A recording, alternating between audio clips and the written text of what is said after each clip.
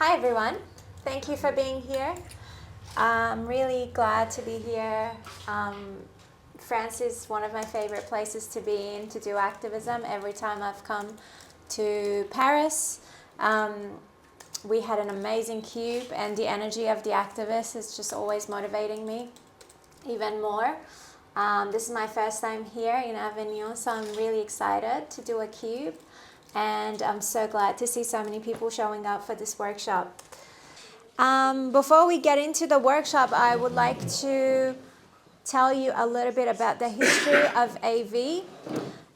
So AV was born in Melbourne, Australia back in 2016. It was myself and Paul who founded it. We basically just wanted to get out and do some activism that was going to be effective, because at that time we felt like there was nothing happening that was truly effective for the animals, and we were really frustrated. So we got inspired by another group, and we got out there and we got the masks, and we just started doing the cube, which wasn't a cube at the start. We did a line and it was all messy, and then we did a circle, and we tried different things, but then I think it was the third or the fourth event that we decided to go with the square shape. So then it became the cube, and from then we've been really committed to improving not just the aesthetics but the protocols to make it even more effective. And our whole idea has always been to be a very professional group, so that the bystanders, the non-vegans, will take us seriously by looking at us, and therefore they would take the message seriously, which is veganism. So at the moment we have about 400 chapters around the world, which means 400 groups, 400 different cities do the cubes either weekly or monthly. And how many chapters do we have here in France at the moment? Around 22, I think. 22, yes. So we're always growing, and what is really important to us is that we stay uniform. So we ask that everyone attends the cube, following the protocol, so that if you're traveling and you go to Australia and do a cube there, then you get the same exact experience that you get here in France or Italy or anywhere else. I also wanted to say that we do have some merch. We have some t-shirts and caps if anyone wants to buy. We have 3 styles of the t-shirt and we have 2 styles of the caps, and everything is 30 euros. Obviously, if you buy, that will support AV so that we can continue doing the work that we're doing. You can also go on our website and you can support us, by buying merchandise or making a donation on there as well. All right, so with the workshop, I've got some slides. I'm going to take you through this, which is basically the holding non-vegans accountable protocol that we have, which is the method that we use when we talk to the non-vegans on the street. And then I will share the flowchart, like Mathilde said, which is the most updated. This is the first official AV workshop that we're going to basically show this flowchart at. And then I think we'll see how we go with time. I don't think we're restricted with time, but we might do some role play if everyone's down to do that as well, so that we can put everything that we learn into practice and then get ready for tomorrow's action. So the first thing I want to talk about is the definition of veganism, because at the moment I think a lot of people are confused about what veganism means, especially when you're dealing with non-vegans. If you ask people on the street what veganism means, you're most likely going to get the answer, which is, oh, it's a diet that doesn't eat animals, or it's basically vegetarianism, right? So people are confused about what it is, and even if they know what it is, they only know it from a diet point of view, so they just know that you don't eat animals, and they leave it at that. We have gone back to the original definition, which was coined by Leslie Cross, and we have sort of updated this definition. So the original definition is the doctrine that man should live without exploiting animals. Because the wording is a little bit old school, it might be hard for people to understand that, but it's very simple, and if we just stick to that definition, then it makes sense that we speak up for the animals the way that we do within AV, and that we stay focused on the exploitation. So veganism has nothing to do with human health or the environment or human rights. And it also doesn't have anything to do with our relationship with the animals, like whether we like them or love them or how affectionate we are with them. And also it's not related to the reduction of suffering. So reduction of suffering is something that you might need to then measure, and it's hard to be consistent with that. So veganism is not about you reducing the suffering, because then it will become really hard to try and justify not doing certain things or doing certain things. So veganism is just about animal exploitation and putting an end to it. Does that make sense to everybody? Yes. Yeah. So when we talk about exploitation, we're talking about animal exploitation for towards the animals that are oppressed at the hands of humans. Because sometimes you hear people say, oh, but what about the lion who's killing, this animal and that animal in the wild? But those animals are not being exploited by humans. We're only talking about animals who are exploited by humans. And we're wanting to put an end to human supremacy. The idea that humans are superior to other animals and that they have the right to exploit them, use them, and abuse them. So being vegan is basically humans who are for animal rights. That's what it means. Now, vegan outreach is just speaking up for the victims in the same way that you would want someone else to speak up for you if you were one of those animals. So every time you're doing outreach, put yourself in the animal's position and think, how would you want someone else as an animal rights activist to speak up for you, to try to liberate you? And that's the energy you need to have when you're basically speaking up for the animals. Being a medium of truth and enacting change by prioritizing the victim and not the oppressor. So a lot of these non-vegans that you talk to are going to bring up excuses that you are familiar with. And it's important to put the priority on the animal, not the oppressor. So it's not about the non-vegan's health or how inconvenient it is for them to go and buy new products or find recipes, how difficult it is for them to make this change, because they are not the victim. The non-human animal is the victim. So the focus should always be on the victim. And when I'm doing outreach, I always keep this in mind. So I always, whatever excuse they have or whatever argument they bring up in order to not go vegan, I always remind them, you're not the victim. So what? If you have to get used to a new lifestyle, or if you have to give up cheese that you really like, who cares? For you, it's just a change in your lifestyle, in your diet, in your habits. For them, it's their entire life. It's ridiculous. What if you were in their position? Would that be good enough for you if you were one of those animals and I said, I like the taste of your cheese? So it's important to make it clear that they are not the victim, they are the victimizer. If you are not speaking up for the animals in the same way that you would want to be spoken for, are you doing justice for the victims? Because if we're just being animal rights activists for the sake of it, and we are not actually creating any change for them, then what are we doing? There are plenty of groups out there that are doing work for the animals by leafleting and protesting and marching, but they are not holding individuals accountable, and that's what's missing in the movement. What we do is we go straight to the non-vegan and we hold them accountable.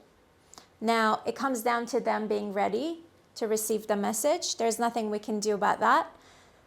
If they're ready, they will listen, they will make the change. If they're not, no matter how you try to tell them, they won't change. The core of a successful outreach interaction is centered around holding individuals accountable for what they are personally responsible for. Everything else is details. And that's why we only focus on that same person. So they might say, oh, I think we should go to the government and do it from the base, No, we actually don't create change like that. We come to the consumer, and we talk to them because they are the ones who are responsible for this. And this is something that is really important to make it clear to the non-vegan that you're talking to, that they are responsible for it. It's not like they are, supporting it. They're actually responsible for it. They're the reason why these animals are going through hell. So this is the most important thing. We are holding people accountable. We're not just giving them information. Now, remember that you won't have a 100% success rate with your outreach. This is the bitter truth. So you won't be able to get everyone to go vegan on the street. Like I said just before, it comes down to that person, whether they're ready or not. What you can do is you can stick to the protocol and be honest and hold them accountable. The rest is up to them. There is no magic set of words to use during outreach that will make someone go vegan. If they're ready, they will listen and change. If they're not, they won't. So it doesn't matter. You can say it calmly, you can say it aggressively. It doesn't change their mind if they're not ready yet. And sometimes people are so ready that all they need to do is talk to one person or see one footage, and that's it for them. Other people might need more time, right? So they might come to the cube. When they leave, they're not yet convinced, but then next week they'll go and talk to somebody else or see something else, and that will be, the reason why they decide to go vegan. But the most important thing is that us as animal rights activists, we shouldn't make it sound like this is a process. We should make it very clear that this is urgent and they need to act on it now. Because if that person is going to take their sweet time with it, it's their responsibility. It should never be because an animal rights activist told them that it's okay to be on a journey and take their time with it. Does that make sense? Because if it came to another injustice, we would never promote that. So with animals, it's the same. It's an urgent matter and they need to act on it quickly if they agree with us. And if they decide to take a year or 6 months, or they decided to go vegetarian first and do it step by step, then it should be on them. And we should never celebrate that, we should never encourage them, and we should never be okay with that.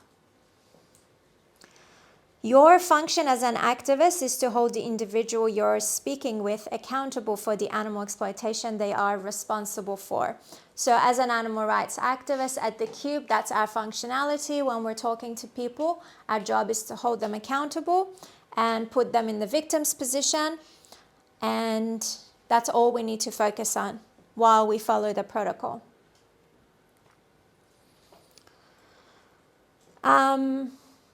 Most people think that seed planting is verbally leafleting with points and questions that lack individual accountability. So you hear this phrase a lot in the animal rights movement, we're planting seeds. But what usually people say, or what they think this means, is that we just give them information, right?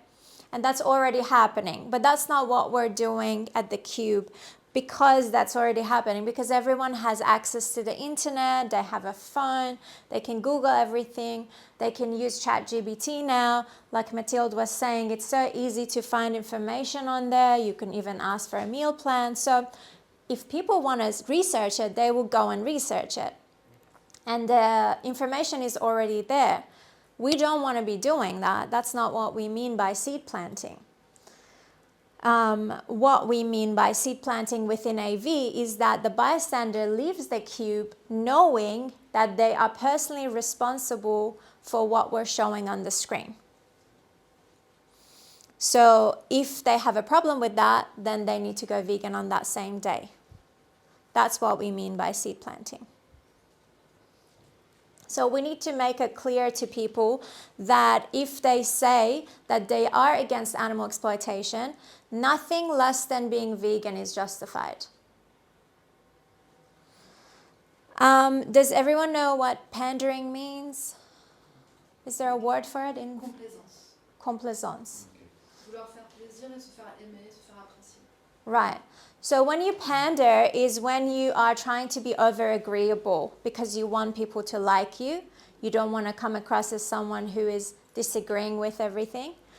So on outreach, this happens quite a bit with activists because they are worried that the non-vegan is going to judge them harshly. Within AV, we ask you to not pander, meaning, you don't try to be overly agreeable. You don't try to be disingenuous, okay?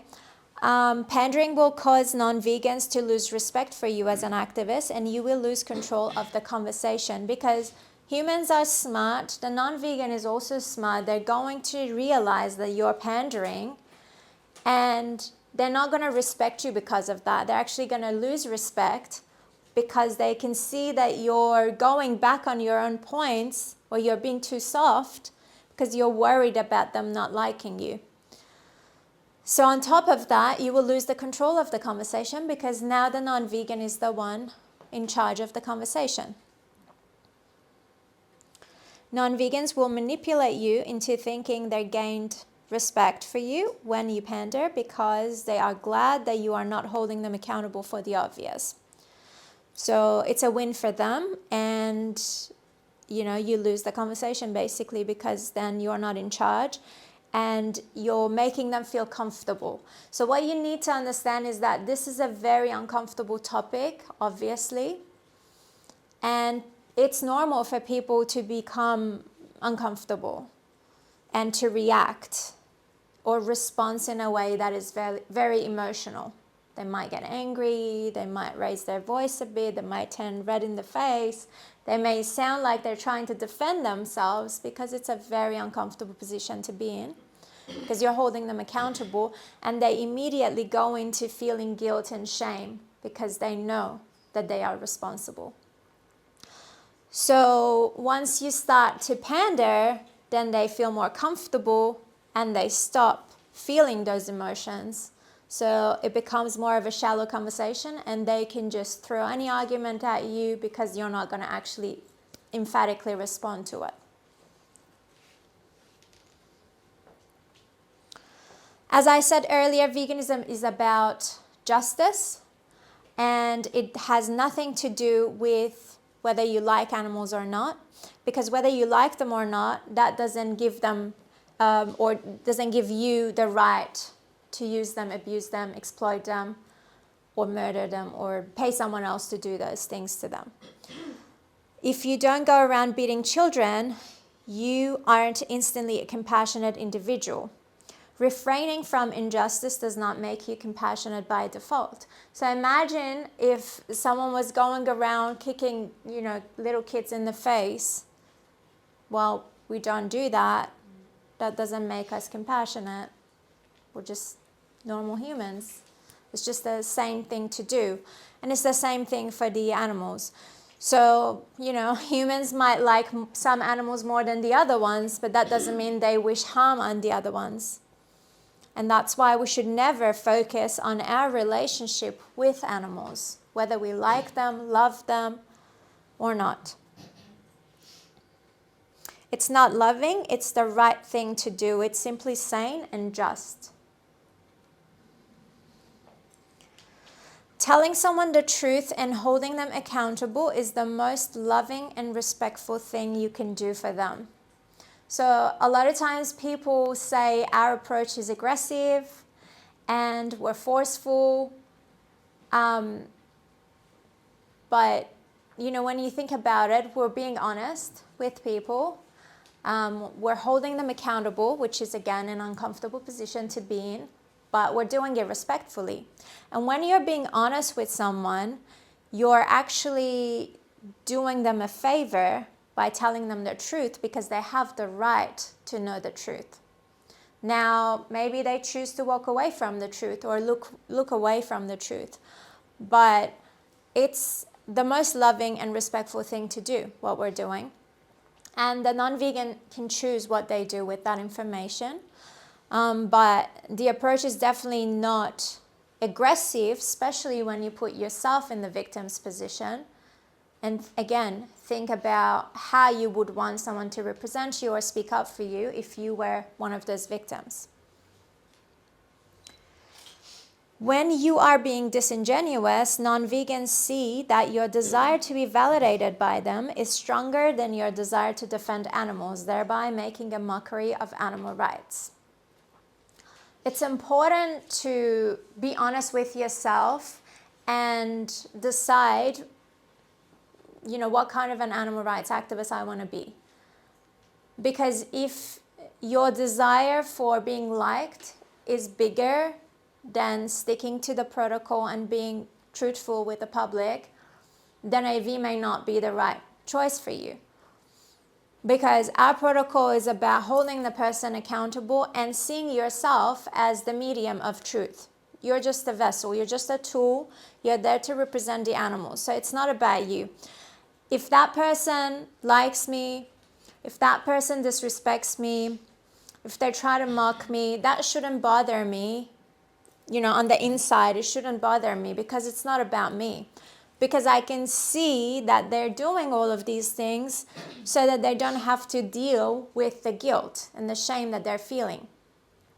So if you look at it that way, it becomes really easy to deal with some of those, nasty comments that people sometimes make. Whenever you are afraid to speak up for animals directly, or if bystanders call you too extreme, place yourself in the victim's position and analyze your approach from their perspective.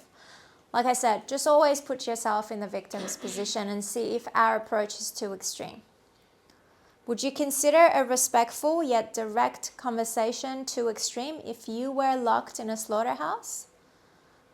Because I think everything that we do, us humans, like even some of the inconveniences that we face as animal rights activists as well, when you compare it to what the animals go through, it's nothing. So it's coming from a very privileged position that we're in.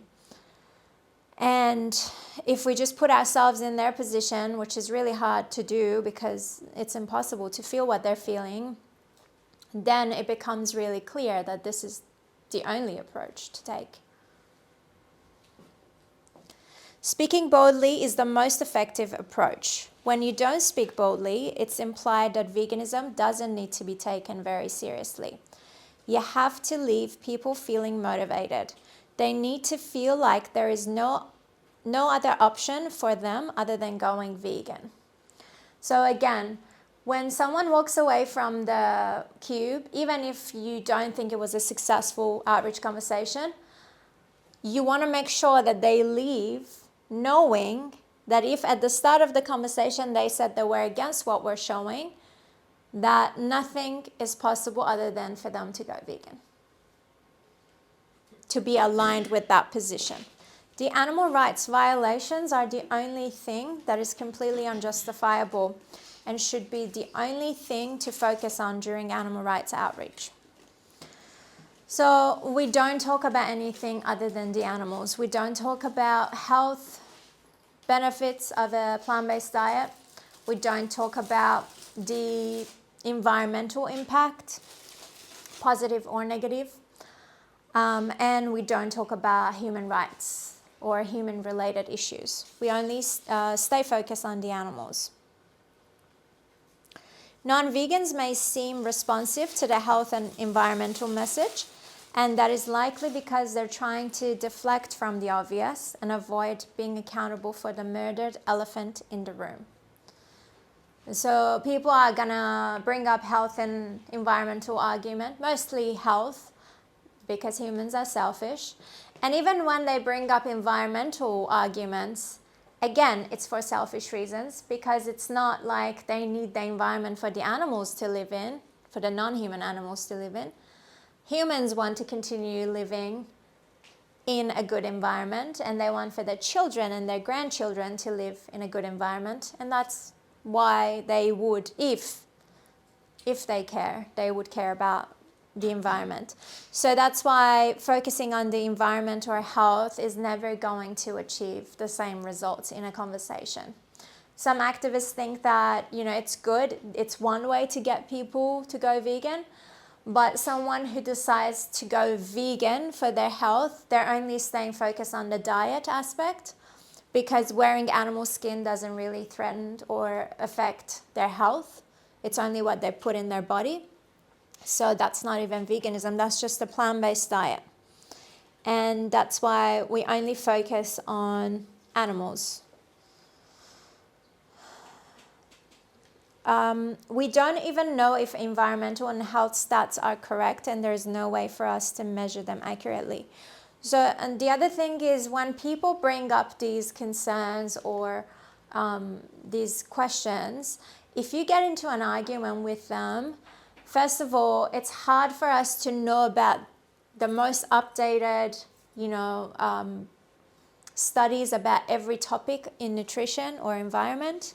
That's not our job.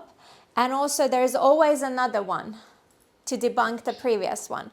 So it can just become a back and forth forever, and you could easily lose that argument.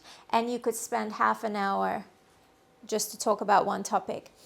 That's not what we do. That's not why we're on the street. We have a very limited amount of time with people. We usually have a 3-hour cube, 3 or 4 hours. And within that time, how many people are going to talk to? You're probably going to talk to 10 people, depending on how busy it is, maybe 20 people.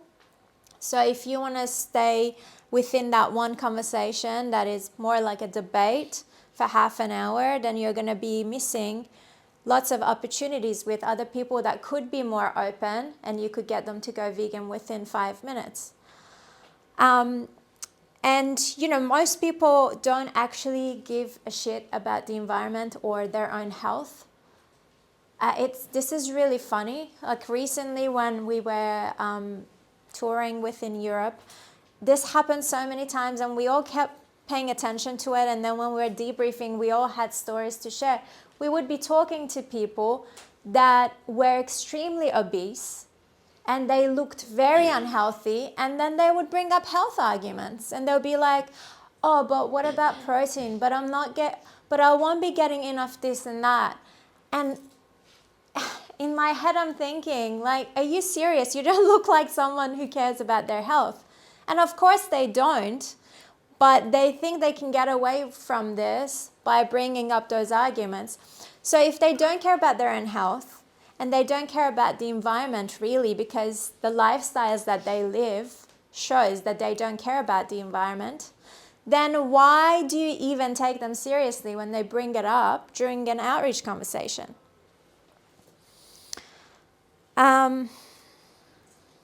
Even if you happen to speak with an environmentalist, they will likely feel that they are already doing enough. So that's the other thing. Those true environmentalists are self-entitled. They think they're already doing enough because they only eat sustainable fish or whatever, and they don't need to be doing more. It's kind of like talking to vegetarians or Muslims, I would say, or any religious person, because they already think they're doing more than the other people. I'm a vegetarian, you don't need to talk to me. Or when you speak to Muslims, they're like, oh, we don't do it like this. We only do halal. So they're some of the hardest to talk to. If you ever feel compelled to focus on environment or health when speaking up for the animals, think about why oppression should end from the victim's perspective. Only entertain these arguments when the bystanders bring them up and when you can sense that they are being genuine in their concern. So we're not saying to ignore every question or concern that they bring up, but we're saying to respond only to the ones that sound genuine. So usually people, you can tell if someone's being genuine. They listen to you, they watch the footage, they express themselves, and then they say, but I have really low iron and I'm worried that I won't be able to get enough iron, for example. And you can sense that they're being honest. So then what I usually say is that I reassure them by saying, look, you can go and look it up, you can do your own research, but I can tell you that the science is on our side when it comes to plant-based nutrition being the healthiest diet on the planet, which is true. We know that. It's been proven. But at the same time, I don't want to stand there for 20 minutes and talk to them about it. So I like to tell people that they can Google it and they can find more information on our website, and then I can move on to the next point. But if you feel like these concerns are genuine, by all means, you can respond to it. And if you have a personal story that you can share with them, you can also do that. Sometimes I do this with people. They might bring up something and I actually have information about it, or I had a similar experience, or I know someone who had the same experience. Then I tell them a little bit more. But other than that, you just need to tell them, you know, the science is on our side, but you can go and Google it.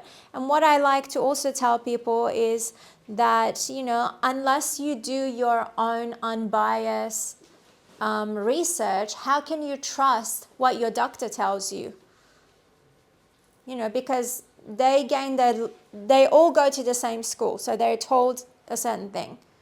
Don't you feel like you have the right to do your own independent research before you make a decision? But if you feel like the person is bringing one argument after the other and it's all health related, then at some point you need to stop that conversation, obviously. We have a 3 strikes rule. It's a rough guide. It's not something that you have to stick to. But basically we say 3 strikes, meaning the first argument they bring up, you respond to, move on. The second one, again, depending on how they say it or what it is, you respond to it. And the third one, you can decide at that point whether that conversation is worth it for you to continue or you should walk away from it. We need to be speaking up for animals correctly. Too many vegans are focusing on things like plant-based recipes and nutrition and weight loss and, you know, sharing recipes, bodybuilding and workouts and different things. So that's already happening and it's great. I think that's good that it's happening. But what we don't have enough of is groups that focus on the animals only and they hold people accountable. So we need to put all of our time and energy into doing that. Using phrases like friends not food or animal lovers don't eat animals further confuses non-vegans about what veganism is about. We'll talk a little bit about this later. This is not a conversation about sympathy. This is a conversation about accountability. So I know it sounds like we're repeating ourselves, but it's very simple. It sounds very simple. It's very, you know, reasonable what we're saying, but I still see sometimes activists not sticking to the protocol and then doing outreach, you know, like they used to do, or other groups do it. So within AV, that's all we focus on. It's very simple. We hold the person accountable. We don't worry about all the peace and love and friendship stuff, and that's all we do. And we put the person in the victim's position.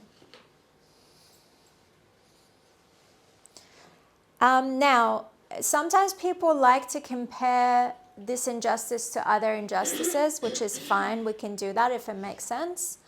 But one thing is we don't use dog comparison, for example. Like if I'm talking to a bystander, I don't say, what if it was your own dog? What if it was your own daughter? We don't say that. We instead put that person in the victim's position. Okay, that's much more effective. The most effective comparison is to place the bystander in the victim's position. So like I said, we don't use the dog comparison. Sometimes people think that that's, you know, more relevant because, you know, the person loves their dog or their family member, but nothing compares to when you try to put yourself in the victim's position.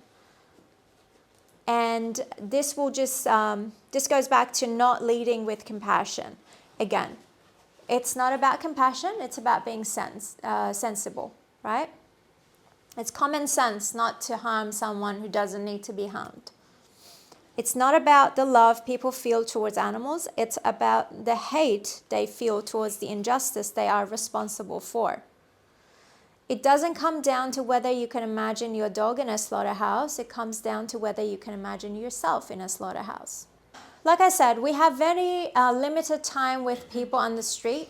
On average, we have about 5 minutes with people.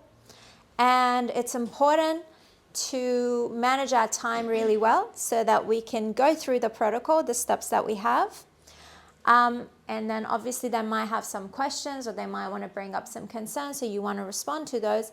But it's important to keep it minimal so that you're not wasting your time with getting into stats and numbers and information again, especially about health and environment and things like that. So again, we're not trying to be leafleting people like verbally and just bombard them with information that's already available to them. Just leafleting means on ne fait pas de tractage verbal. Voilà. Leaflet. Yes, thank you. Can we open that a little bit? It's really hot. Yeah, thank you. You're there to have a concise conversation that holds people accountable for their oppression of the animals. Again, we're not there to educate them. Okay, that's not what we're doing. This is not an educational event, even though sometimes we have to say that to the police or something. But we're not really holding an educational event. We're holding people accountable. That's what we're doing. A conversation will go on for longer than necessary if it turns into an argument over stats. Because they're like, oh, but I heard the number was 1,000. Oh, no, but I heard it was 2,000. Oh, let me show you this study. We don't have time for that, and we're not interested to do that. This is another reason why you shouldn't bring up health and environmental points. So again, the health and environmental points that they bring up, we can respond to very minimally, but it should never come up by us. Does that make sense? Yes. This is really important. Again, limited time, limited number of people that we get to talk to every time. Not everybody on the street is worth our time. They're not worth talking to. Part of your role is to assess who is reachable and who is not. Many people are not reachable, unfortunately. So we are actually in charge of this. We can choose who we talk to and how long we spend with them. If they want to have a short conversation with you, keep it short with them. Don't entertain bystanders who want to engage in a long argumentative debate. So some people, they're not interested. You can tell by their body language, they keep doing this, they keep looking at the time. They're not really engaged.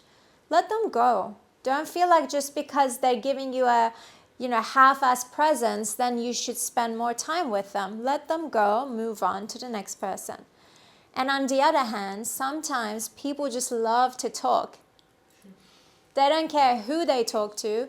They don't care what the topic is. They will stand there for an hour and they will argue with you. It's your job to recognize that early on, cut it short, and move on. Do not underestimate the cunningness of non-vegans, which is fueled by their guilt and the ability that many non-vegans will have to waste your vital time at work for the animals. So again, they feel the guilt, they feel the shame. Yes? Do you want to? Cunningness, la sournoiserie. Sournoiserie. Sournoiserie. How do you say it? Sournoiserie. That's very difficult. Sournoiserie? That's what it sounded like. That sounds good. Yeah, basically that it's, being sort of smart. That's what it means. They're trying to be smart. So because they are going to feel guilty, and they feel shame because of what they're responsible for. So instead, they will try and distract you by bringing up all these other arguments and entertain you, and they want to control the conversation, and the result will be your time that is wasted and your energy that is drained. Does everyone know what the Socratic method is? Yes. If you don't know, put your hand up. The Socratic method is basically asking questions, and by asking questions, you lead the person to the answer.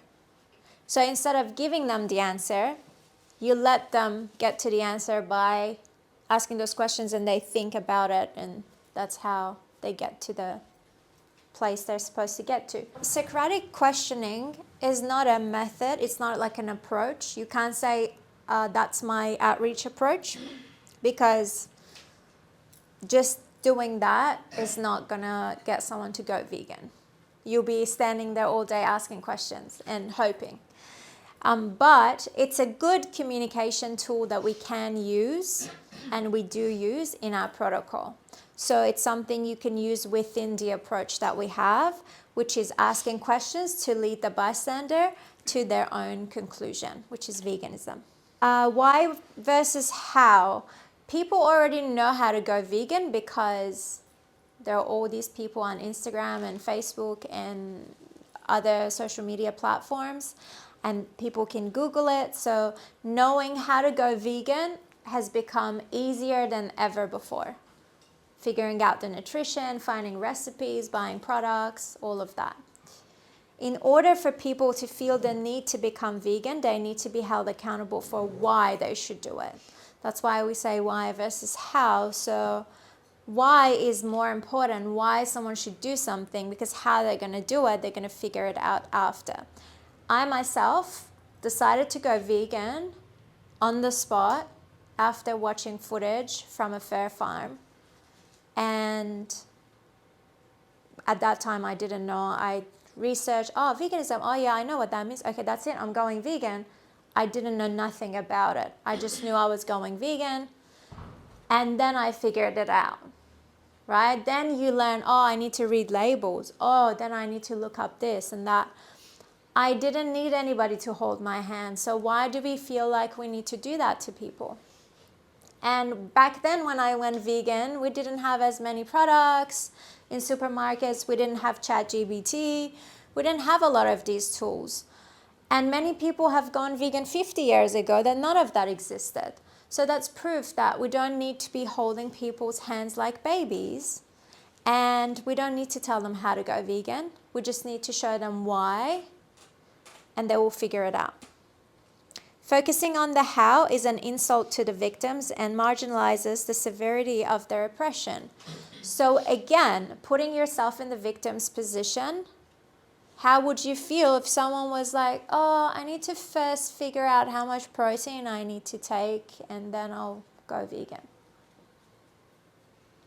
So sometimes when people bring up these concerns or arguments, we actually need to make it very clear to them that it's absurd and it's ridiculous that they're making it such an inconvenience. Vegetarians are non-vegans and should be outreached like any other non-vegan. In most cases with even more vigor because they think they're already doing enough. So vegetarians are no different to people on a paleo diet or any other diet. It's just a diet that excludes animal flesh. That's it. It's not like they're doing anything for the animals. And in fact, a lot of vegetarians eat way more dairy products than the other non-vegans to make up for it. So if you're talking to someone and they say, don't worry about me, I'm vegetarian. No, actually you're my target, hold on. I need to talk to you. And outreach them exactly like you outreach anyone else. So don't ever celebrate the fact that, that's great, you've been a vegetarian for how long? They're not doing anything for the animals. Vegetarians are our target market. They're no different to people who eat the paleo diet. Most vegetarians are responsible for just as much animal abuse. Why should we outreach them any differently? Everyone here knows about the dairy industry and the egg industry and all the other industries that exploit animals. Again, vegetarians just don't eat animal flesh. They use every other animal product. So they are just as responsible for it. They are not our allies. Sometimes people think, oh, vegetarians are just vegan allies. No, they're not, because they would be vegan if they were. Don't let other vegans or non-vegans manipulate you into thinking that they are. Usually vegetarians themselves, they try to do that. And again, from my experience, they're some of the hardest people to outreach, because they think that they're already doing enough and they don't need to change. And most of them, when you tell them, do you know about the dairy? Yeah, I know. But they're not willing to change. This is a new slide that we've added the last few workshops. These are some of the unacceptable terms that we have come up with. Not that we came up with the terms, but these are the things that we could think of. And if you can think of other things, please tell me so we can update it and we can add it to the list. So these are the terms that, in our opinion, are unacceptable to use. Okay, whether on outreach or in general. Do you want to come in? No, thank you. Meat eater. Because saying someone is a meat eater validates the fact that they have a different body and they're supposed to be eating meat. It's validating it. That's why we should never call them meat eaters. Or carnist is the same thing. Oh, like sometimes people say, oh, my husband is a carnist. What? You're validating it. You're saying like he's different to you. You decided to go vegan, but he's some kind of special human that is designed to eat animals. Omnivore, same. Carnivore, same. Does this make sense to everybody? No. No? I think we're not used to this. Okay. It's the first time to hear it, so if you could just maybe add one or two more explanations to it. So basically, these are the terms that vegans use or animal rights activists use in their language, whether outreach or otherwise, online and offline. Like I said, sometimes people say, oh, my family is, they're all carnivores. And the reason why we've put them in their list is that we should stop using these words, because if I say my family is carnivores, then I'm validating the fact that they are designed to eat a carnivorous diet. I decided to go vegan, but they are okay to be carnivores because that's their nature. Whereas I personally, my family is not vegan, and when I'm talking about it, I say they're not vegan or they're non-vegans. We are normal. We're vegans, okay? Vegans are normal. They are the non-vegans. Does that make sense? Est-ce que tout le monde comprend ou est d'accord avec ça ou un argument contraire à apporter? I think you still... Yeah. She Maybe said you she wanna- disagrees, so... She's saying carnist is more of an ideology, the way we use it here, not like a statement about your nature. But when you call someone a carnist rather than a non-vegan, you're saying, you're validating the fact that they are a carnist or a carnivore. But when you refer to them as a non-vegan, you're stating the truth. That's where we're coming from. I think like your aim is to avoid To make avoid- people being in a category. That's the point. Yeah, I think Yeah. if we are talking about them, we should only refer to them as non-vegans. Because if we say anything else like omnivores, carnists, carnivores, it sounds like we're validating them because we're separating them, like they have some kind of special body and they're different to us. Whereas we know that the normal way of living is to be vegan, so they're the abnormal ones and they're the non-vegans. It's not like, oh, some people, because this is what non-vegans give us on outreach. They say, oh, no, you need to respect everyone's body is different. Some people need, then it makes sense for them to be omnivores. She changed her mind. Did you want to say something? Yeah, just some context. I've noticed during a lot of cubes that some of our activists, they have a tendency to focus on the meat eating. Mm-hmm. And I think like it's also a strategic mistake when you're doing an outreach conversation. And I think using these terms like augment like the risk that people will end up doing that. So only for that we should never ever use some of these. Never use?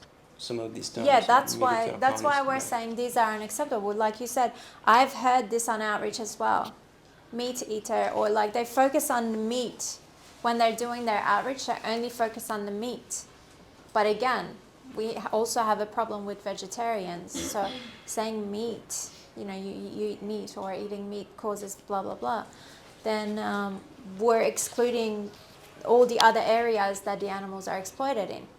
But the first four are sort of in the same category, but then the other ones are different. So like vegan journey, for example, like I said earlier, we don't promote it like it's a complicated thing and it requires time.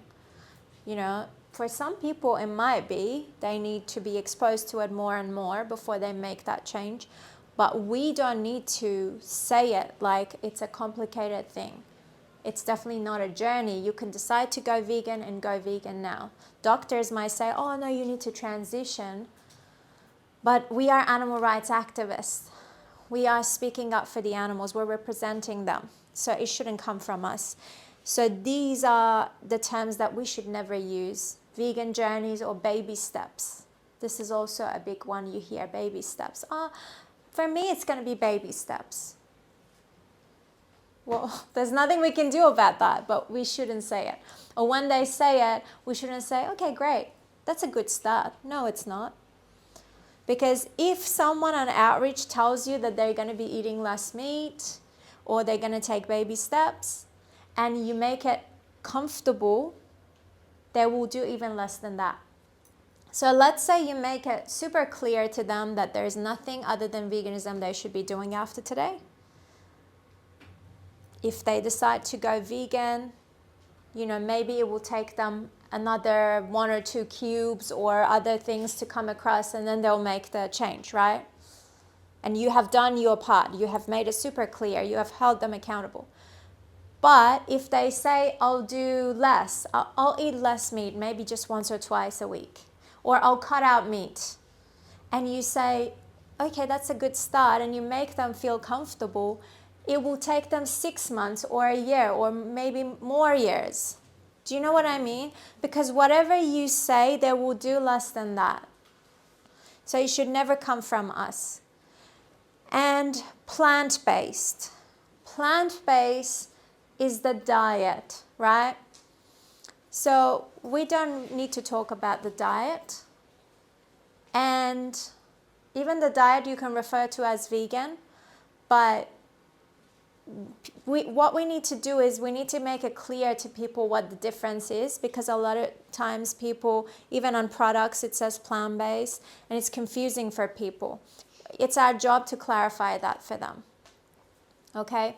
So we need to make it clear to them that veganism is not the diet. Veganism goes above. So what I normally do, when I ask people, do you know what veganism means? And they tell me what they think, I explain to them what it means and I go into the details. Okay, so veganism is not just the diet, it's way more than that. We'll get into that in a minute.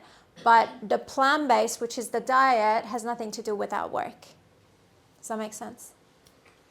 If you continue to think of terms like this, and you think that we should also include them in the list, even tomorrow you can come and see me, or later today, just come and tell me and I'll put them in a note and we'll discuss it. Okay, so... Il va bien, rassurez-vous, ça va. It's good? Okay, that's good. Yeah, it is small, unfortunately. I don't know how to make it. Can I? Like this? Okay. No? Oh, yeah. Okay, is it good? Perfect. Yeah, perfect. So this is our new flowchart. This is the most updated. I'm still not used to it, so we're gonna learn it together. Is there anyone who hasn't done a cube? Everyone's done a cube? Oh, it's gonna be your first cube tomorrow? Yes. Amazing, welcome. So Obviously tomorrow before the cube we'll do a briefing and we'll go through everything that involves, you know, the outreach and the cube. Is he okay? Yeah, he's better. He's emotional. Okay. Yeah, I could see him crying. That's why. Okay. I made someone cry. When you outreach someone at the cube, these are the steps that you will be taking. And for all of us, because we have updated it, it's going to be our first time using it. So I can share it with you, or you have it already. So what we can do is you can maybe share it in a group if you haven't already, so everyone can have it on their phone if they want to look at it before. This part is not in French yet. What I translated so far is the shorter version, Okay. like the memo card. This one is being translated. But I think even in English it might be good. I'll share it in English right now. Yeah, it would be good to have a look at it. And even when you have one outreach conversation, before you go on to the next one, quickly you can have another look, just until we memorize it. So this is the AV accountability flowchart. This is the official outreach approach that we have. The core principles are holding non-vegans accountable, no leafletting, which is what Mathilde explained, putting non-vegans into the victim's position, and also this is a call to action. It's not raising awareness. So you remember these 4 principles, okay? These are the 4 principles that we have within this flowchart. If you just remember that, then you remember the points, and even if you forgot in the conversation, you can navigate, through the conversation, as long as you remember these 4 principles. The first question is, hello, how do you feel about humans exploiting other animals? When you approach someone, they're already watching the footage, you go up to them and you ask them this question. How do you feel about humans exploiting animals? This is an update, okay? We used to say, and you can still say, so again, this is the guideline.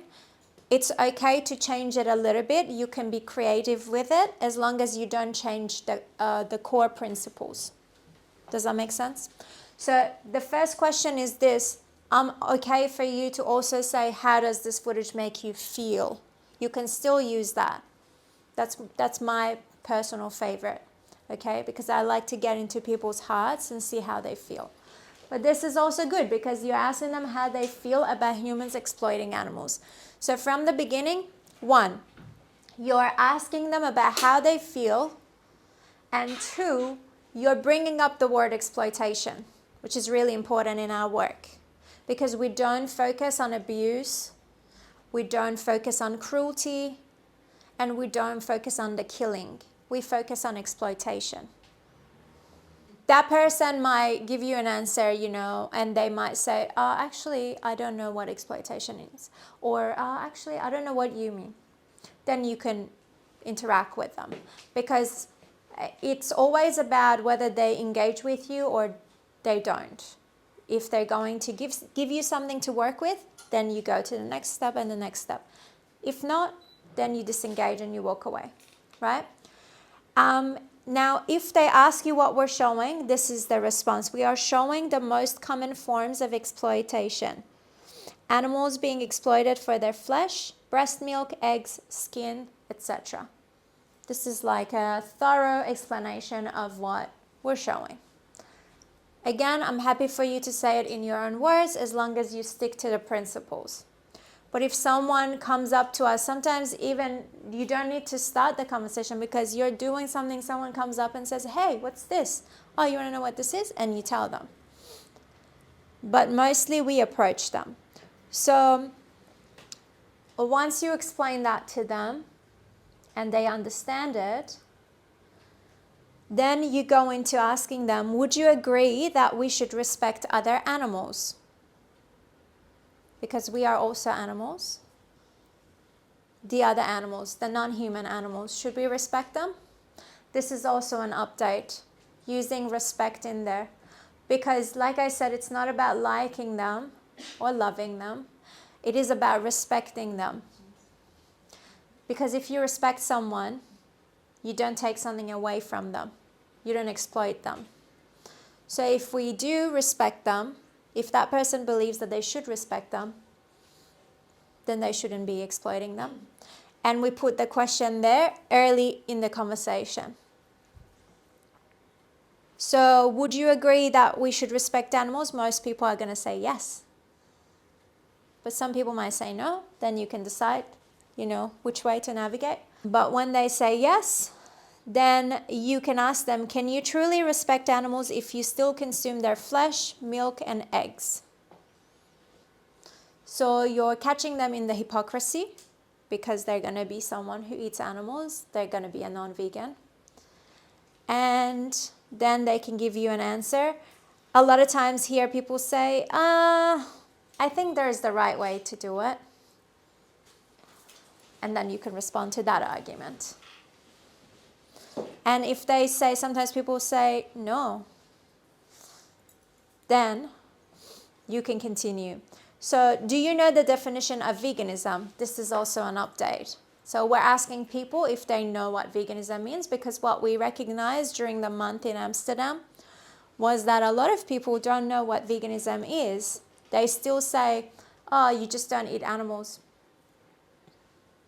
So you give them an opportunity to give you the definition of veganism that they know, and then you correct them, because 99% of the time you will need to correct them.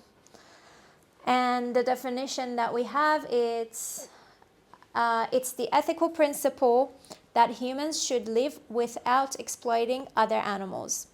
It addresses the supremacist mindset that other animals exist for us to use. Also, it is not a diet, lifestyle, or identity. Now, you may not remember the whole thing, but the first line is the most important one. And it might sound a little bit different if you say it in French, but this is the first line is the most important part, and you need to sort of memorize that so that we have the same definition at the cue. So people are not getting different definitions. And we're not focusing on anything other than the animals. Then you have laid the foundation here. They know what veganism means. They know it's about respect. They know about exploitation. And then you ask them, do you feel there is anything preventing you from going vegan? Now, up until this point, they might have already brought up all their arguments and excuses. So then you would have responded to those. Remember the 3-strike rule. So maybe it doesn't get to this point. Maybe you have already walked away from them. But if it did get to this point, they will definitely have some arguments at this point, because you're literally asking them what is stopping you from going vegan, and they will tell you what's stopping them. You respond. It might be more than one thing. Then when you respond to that argument, you say, do you know what the number one benefit of veganism is? This is an old one. We've always had that, so it's not new. And then usually people say, I don't know, or sometimes they say, oh, it's healthy. Then you have to again correct them. So this is what you say. For them, you'll no longer be the reason they're exploited. For you, when you say you're against animal exploitation, you'll no longer be a hypocrite. So you point out the hypocrisy. And then you say, if you were in their position, how fast would you want this injustice to end? So you put them in the victim's position, which is one of our principles. Remember, we have 4 principles, the core principles that we have, and this is the second one. Putting the bystander in the victim's position. And if the person's being honest, they will say urgently. Of course, I would want it to end now. So then you say, from now on, should the number of animals exploited for you be 0 or more? This is a very direct way of asking them if they're going vegan or not. Yeah, so number 8, from now on, should the number of animals exploited for you be 0 or more? So then the person can decide if they're going vegan or not. Because if they say anything more than 0, then they're not vegan. And then you confirm. So vegan from now, and they can tell you if they're going vegan or not. So the last step, number 9, is the call to action. Like I said, that's one of the principles. We're not just giving them information and then letting them go. We're getting them to sign up for a call to action or not by going vegan. So they have to declare to be vegan. And this is what we say at the end to make it clear about how urgent this is. This is not food for thought. It is a call to action, and there is no acceptable reason for you not to be vegan as of right now. For as long as you are not vegan, this will continue to happen because of you. Again, you can rephrase it, you can use your own words, you can be creative, but this should be the last thing you say before they walk away. So it should be the last thing they remember from that conversation. That regardless of how many arguments they threw at you, you made it clear that if they're not going vegan right now, then they're going against everything they said. The next step is to speak out. Use your voice to defend animals against human supremacism, just as you would want to be defended if you were in their position.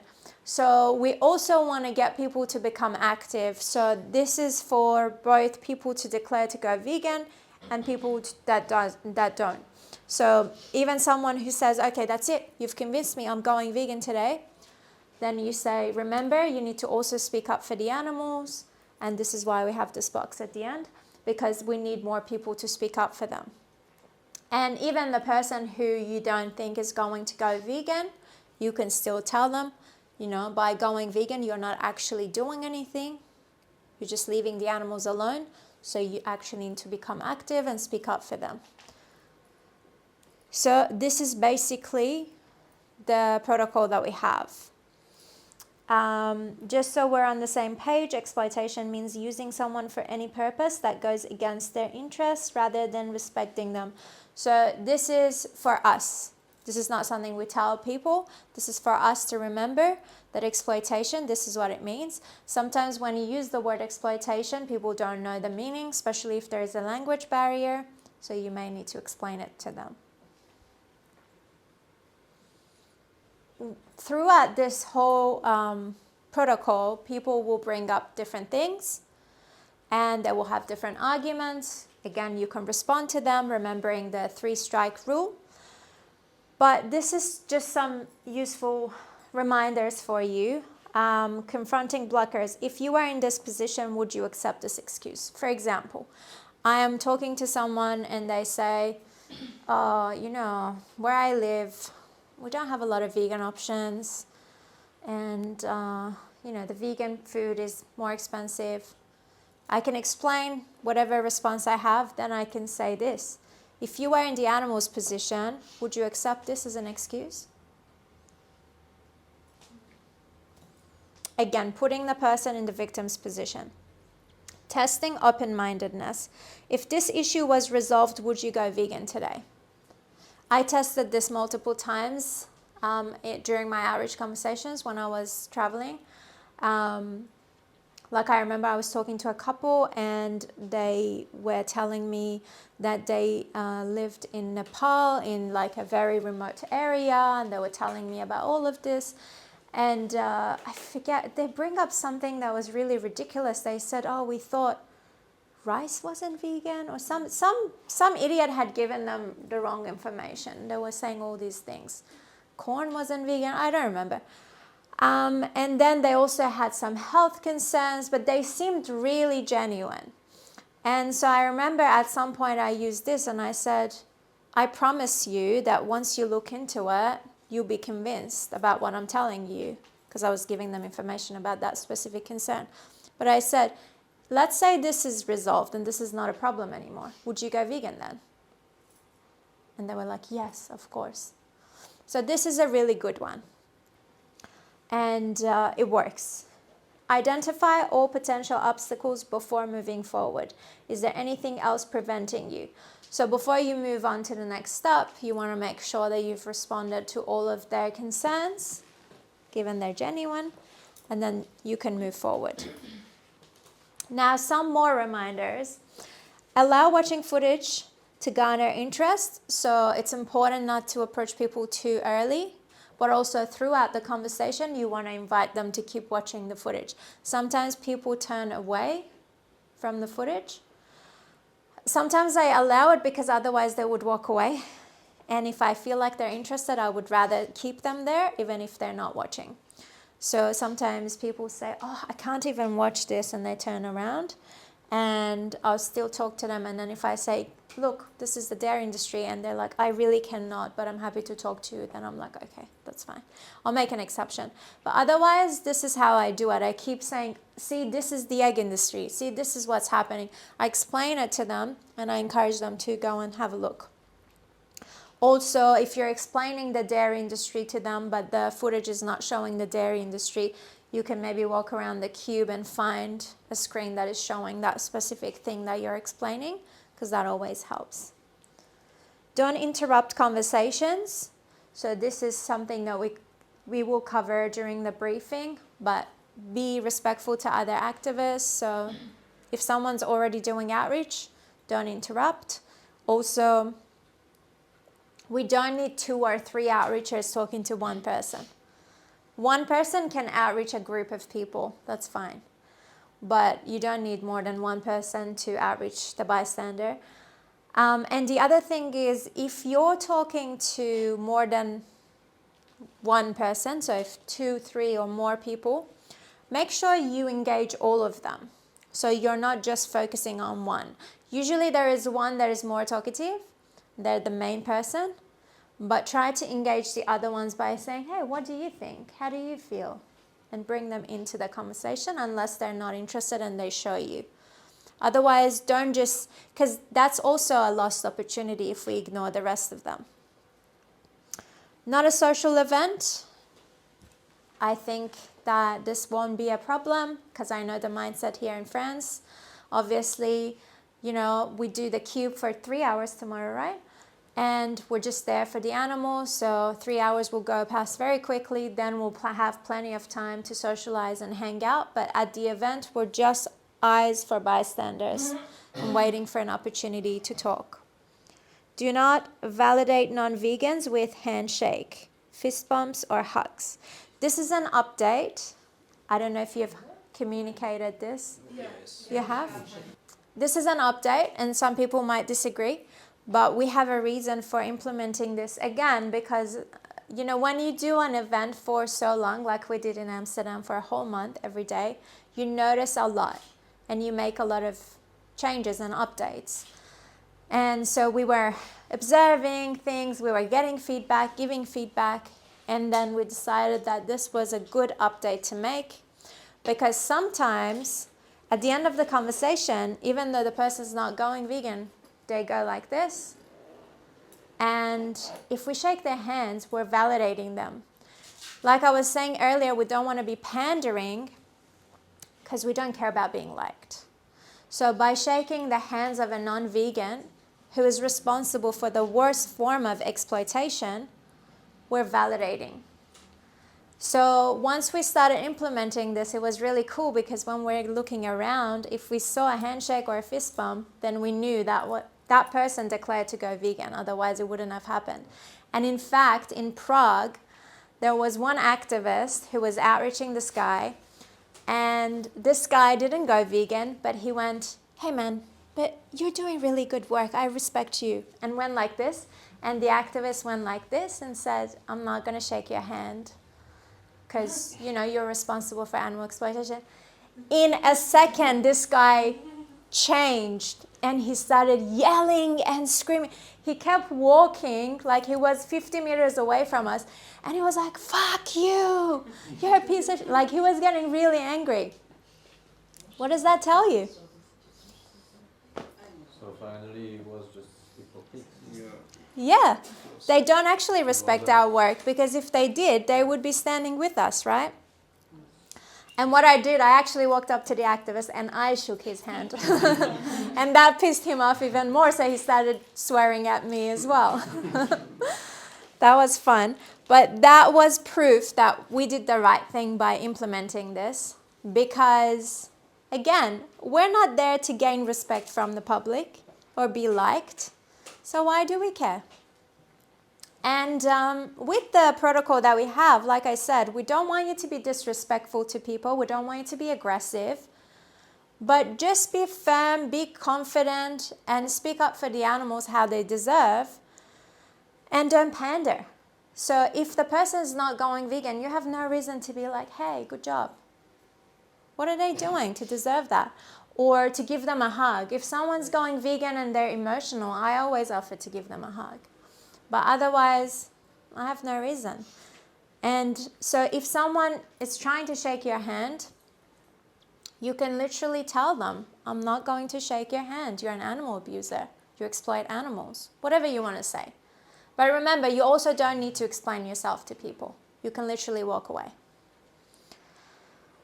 And the last thing is focus on why, not how. Again, the how they will figure out, we need to tell them. We need to keep emphasizing on the fact that these animals are exploited at the hands of humans, that person is responsible for it, and that's why they should go vegan. And this is the most updated flowchart that we have. Now, we're going into the last portion of the workshop.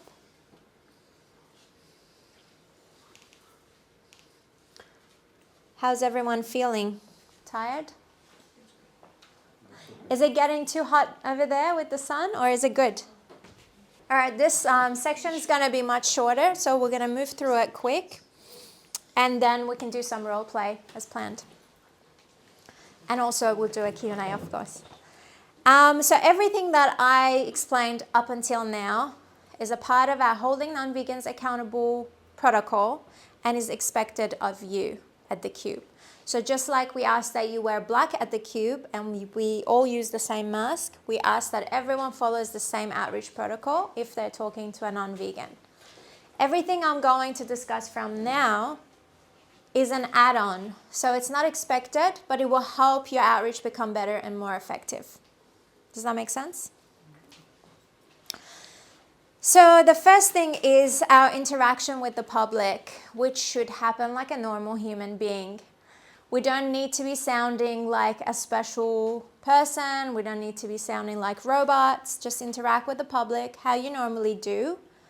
We wait for them to engage with the footage. We approach them. We say hello. Also, don't be sneaky. Like, don't go from behind. Hi. Like, I have done that, and sometimes people are like, whoa, you scared me.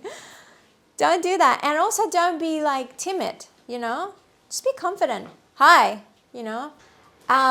Yeah, just be normal. Just say hello. Let them engage with the footage. Say hello and then go into the conversation using the flowchart that we have. Yeah, tailor means customize. So customize your language and tone to suit the individual you're talking to. C'est adapter son langage à la personne. Adapter, yes. So it depends on who you're talking to, their age, you know, if they are from a different background, maybe there is a language barrier. All of this you need to take into account, and also their personality. So there's a little bit of psychology in what I'm about to share with you here, but it can help you. It's very easy to understand and it can help. So, for example, in terms of personality, some people are shy, some people are more, you know, outgoing. If someone is shy and they're uncomfortable to be in the public, or they're not generally very talkative, they're not going to give you a lot in the conversation. Even though they're interested and they're listening and they're absorbing the information, they won't be saying much or asking many questions. That doesn't mean they're not interested. So if you can understand that, then it will help you decide whether you're continuing with the conversation or not. And on the other hand, like I said earlier, some people love to talk. They don't care that it's about veganism and they're deciding that they will never go vegan. They will still be there to talk to you because that's how they recharge their batteries. They love to socialize, and that's how they see it, like a socializing opportunity.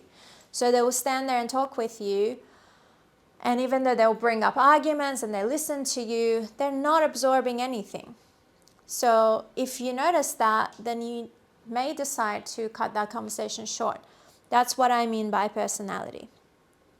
Also, if there is a language barrier, you may decide to walk away from the conversation, because if you don't understand the language, they don't understand what you're saying, and there is no way for you to interact with them, there's no point. Now, in Amsterdam, we started using Google Translate, and it was very good. It's pretty accurate. You can also download this, certain languages that you like when you're at home. So even if you don't have internet when you go out, you still have access to it. And it will just mean that it takes a little bit longer to get through the conversation, but it works. So if you're at a cube and you're talking to someone who doesn't speak your language, first option is always finding someone who does speak the language. But if no one is present, second option is Google Translate. And if Google Translate is not an option, then you may want to just not talk to them, because then you'll have to go into sign language, and we're not all trained. What I do in this case, I will give them a card. I will make an exception and give them a card, because they can go and translate the website, and maybe that will help them. Or at least if your card has a QR code. Yeah, the QR That's code. what I use, yeah. Exactly. So in this case, it's okay to give them that. But otherwise, you just walk away from them. The next thing is age. So depending on how old roughly the person is that you're talking to, you might need to change your tone in your language. For example, if I'm speaking to someone my own age, I'm going to be talking to them differently than someone much older. For example, if I'm talking to a very old lady, I'm not going to use certain words, like I'm not going to swear. But if it's someone my age, I will. That's what I mean, as an example. So it depends who you're talking to in terms of age, and background and things like that. And kids, should we talk to kids? Yes, because kids are the most receptive. They haven't gone through all the conditioning in our society through school and families and their peers. So it's easy to get through to them. I actually had one of the best conversations with this little girl in Prague, I think. She was so young. She was no more than 3.5 years old. She was so cute. I actually posted a photo and a video of her on my page. And I loved the fact that the parents were standing a few meters away from me being outreached, and they had no problem with the kid being here with me, and I was sitting on the floor, and we were just chatting and watching the footage. It was amazing. Although they don't know I brainwashed that girl. But yeah, it was pretty good. And she was so young that it was so hard to talk to her, because what are you going to say?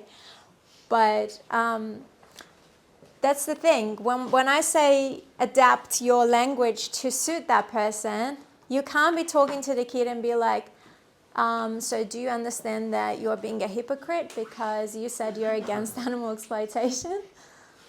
Yeah.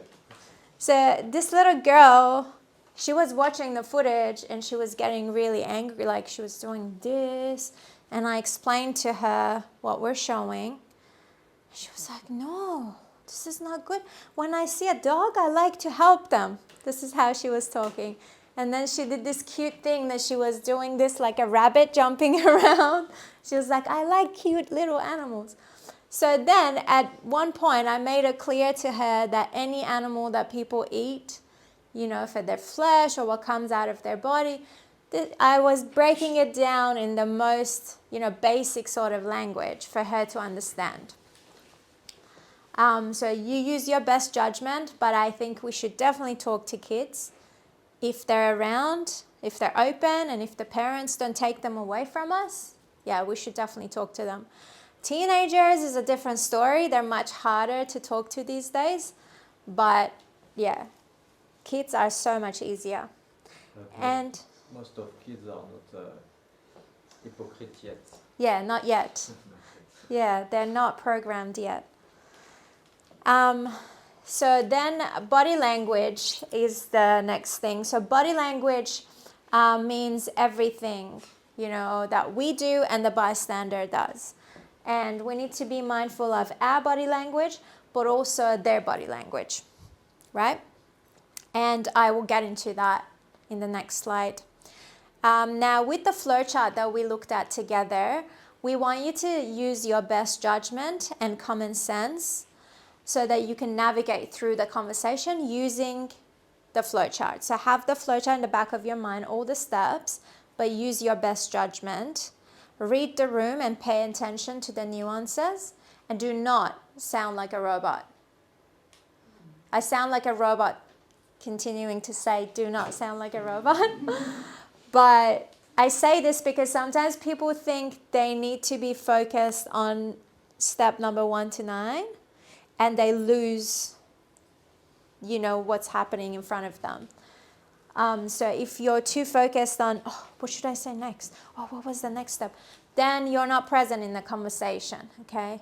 I would rather you be present and use whatever you can remember and just have a genuine conversation with the person in front of you who may have some, special questions, than to stick to the flowchart. If you forget, you forget. It's fine. You'll remember it next time. And you can take it out and look at it as soon as the conversation is over. There are different ways of saying the same points. For example, how does this footage make you feel, which used to be our number 1 question. You can say it differently, and these are some of the examples.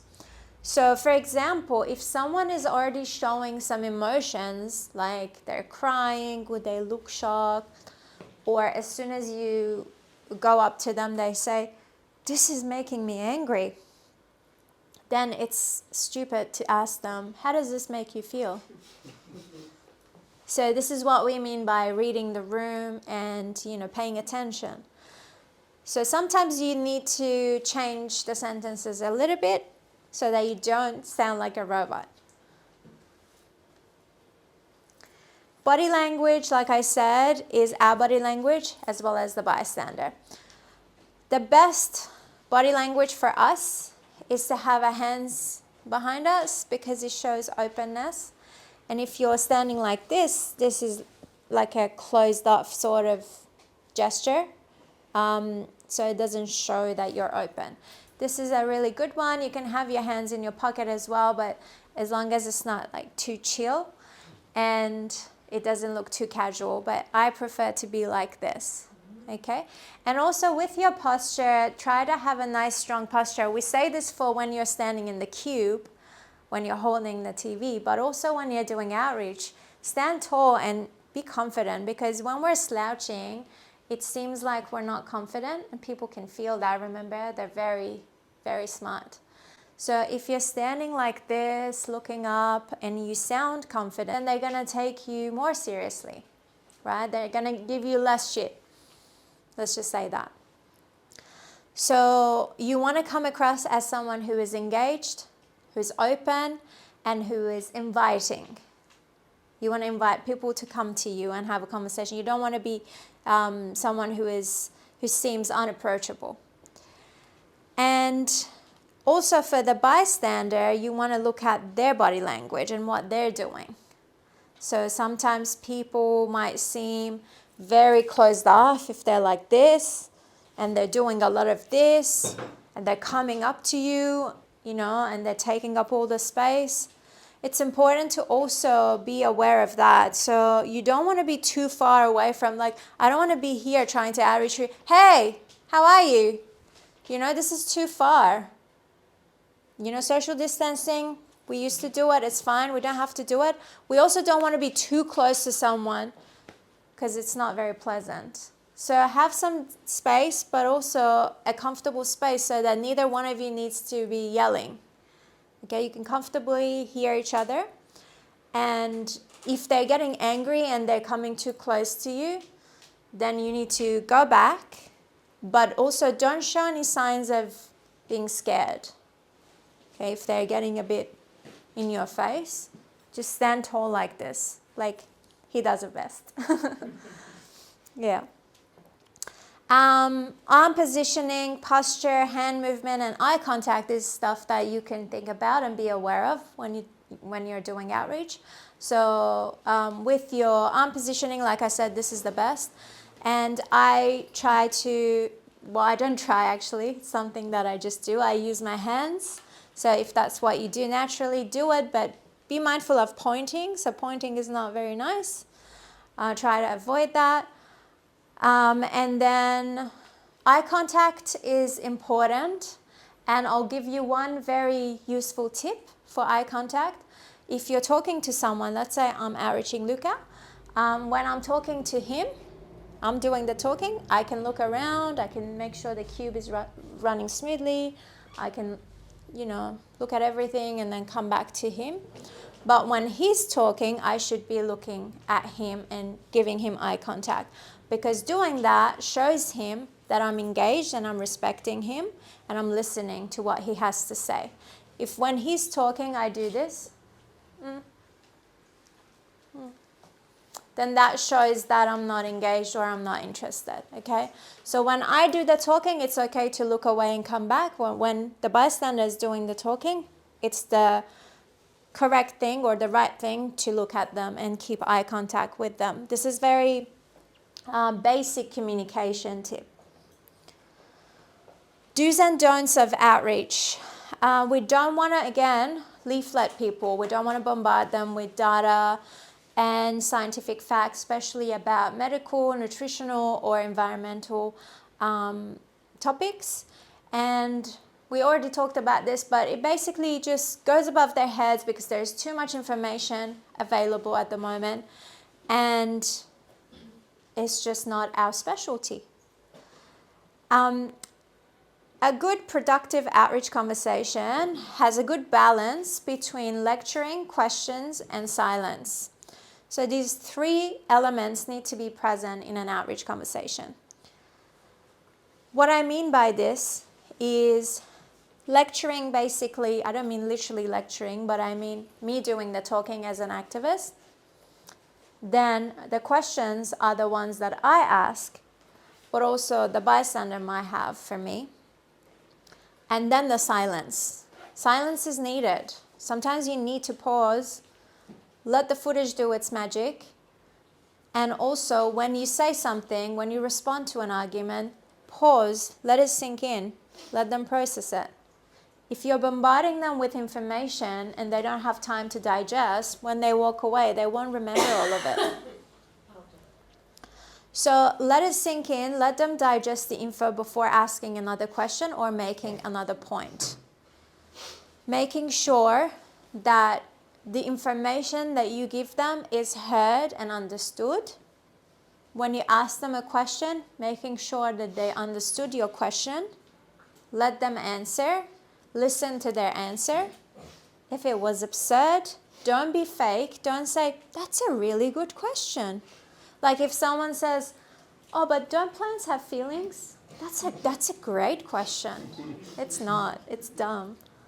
So don't say that. This is what we mean. Being genuine or disingenuine, this is exactly what we mean. Okay? So if they have a question, answer their question. Let there be silence, just for a few seconds, so that they can absorb the information and then move on. Yes? Just about the silence, sometimes it can be useful too when they give you an answer, but maybe it's kind of a jerk answer, to let them sit with it and think about what they just said. What do you mean? Sometimes they will give you an answer and then you just don't say anything. You keep listening to them, and they'll be like, "Oh yeah, it's kind of stupid what I just said," or something like that. This actually happens a couple of times. They say that? Yeah, because they realize yes. the answer they just gave. Exactly, exactly. That's why the silence or the pause is important. Exactly. So I'm gonna skip this. You good? No? These are some of the things that we shouldn't really say. The first one is you're supporting. So let's say I'm at a cube and this is the footage and I'm outreaching someone and I say, do you understand that when you're not vegan, you're supporting this? Do you understand that you're contributing to this? They are not supporting it. they are responsible for it. Okay, so what I would rather you say is either you are responsible for it or you are demanding it. Because every time they eat animals or what comes out of the animals, they are demanding for the animals to be exploited, right? When you say you're supporting it, it just means that they're passively doing it. Someone else is doing it and they're just passively saying yes to it, or, you know, supporting, contributing to it means that you're not the one in charge, you're not the one responsible.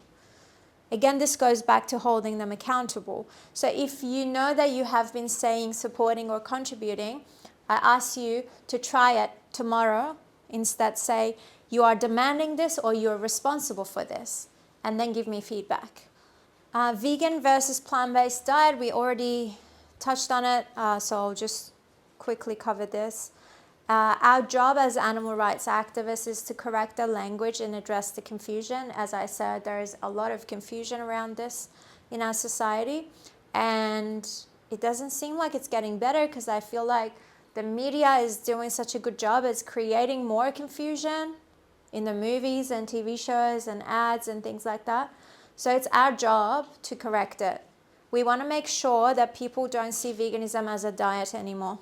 They still do, but we do our best to correct it. Veganism applies to many aspects of our lives, not just the diet. Even though the most number of animals who are being exploited, this is happening to them because of food. That's the truth. But there are also so many other animals that are exploited in other industries. So we need to also be mindful of that. So someone could eat a plant-based diet while wearing animal skin and using products tested on animals. Why? Because they are doing it for their health. When someone says I'm plant-based, it's also a very vague term now.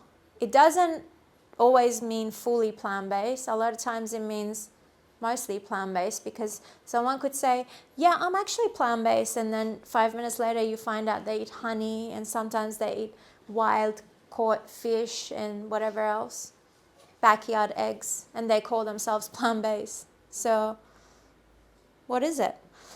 It's okay to say vegan diet. We just need to make sure people understand that veganism is more than just a diet. I personally don't use it. I don't say vegan diet. Okay? I also don't like to say I'm a vegan. I like to say I reject animal exploitation. But sometimes you're forced because the person doesn't understand the language. But vegan diet is not something we should use. If it's used, then maybe we can explain it to clarify and correct the confusion. The next thing is referring to the animals as it or thing. Even animal rights activists still do this, and they refer to animals as it. Okay, when we do that, we're going with the common narrative. That is, the animals are just objects for us to use and abuse and exploit, right? And they're here for us. It's like, this is an it, this is an object. But if you're talking about a human, if you don't know their sex, that's fine. You can refer to them as they. You don't know if that particular animal is a she or oh, you see a dog. Oh, it was very beautiful. No, they were really beautiful. Okay? Because if we continue to speak like non-vegans do, then we're validating that whole mindset. Juste en français, du coup, on n'a pas trop ce it.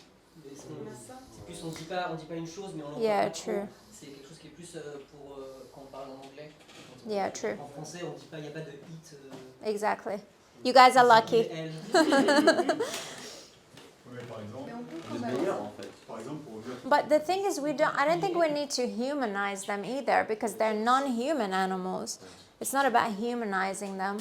I actually don't like it, for example, when people say, my fur babies.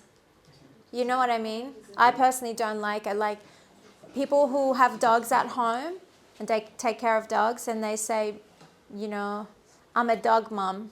Or, you know what I mean? Like, humanizing in that sense, I personally don't like. I'm just saying I don't like. I'm not saying that shouldn't be done. But We don't need to humanize non-human animals because we just need to respect that they are animals. We are animals, but we're different, and that we respect them and leave them alone. So yeah, referring to them as babies, I mean, it's fine, it's not harmful, but I don't see that as a benefit, if that makes sense. Yeah, so Like I don't see it helps. Voilà. Jamais entendu quelqu'un dire ça. You say ça? Nobody will use Jamais that. entendu So. quelqu'un dire ça. J'ai jamais entendu. Vous voyez ça? Moi je mange pas ça. Maintenant c'est pas ça. Wouldn't that be that? Yeah, it would be that more. Ouais. Yeah. But again, that's an Disons que object celui qui thing. utilise ça en français, Bah, c'est vrai quand tu tu peux parles lui de donner le nourriture, nom, on quoi. dit ça. C'est pas la Did you peine. see that? Isn't it like, did you see that? Yeah. That's, There's no, we also- shouldn't say that. We shouldn't say that. We should say them. Or Yeah. Same for. Okay, this slide I've called it cringe party. I don't know if that makes sense in French. It does? So these are the phrases. We sort of touched on it. Friends, not food. Animal lovers, don't eat animals. Be kind, be vegan. Peace, love, veganism. Sometimes you might see these on a t-shirt, you know, or obviously we ask that people wear plain black if they don't wear AV clothing. For example, someone was wearing like a wristband that said, be vegan. That's simple. You know, how can I be against that? That doesn't go against that principle. But if someone shows up with a friends not food, then I will ask them to wear it, you know, inside out. So these are the things that go against what we teach in AV, okay? Again, it's about respecting animals and not exploiting them. It has nothing to do with love or being kind or being friends with them. The next thing is chicken periods. I don't know if this is used here in France, but I don't want to get into the fact that it's not technically a correct term.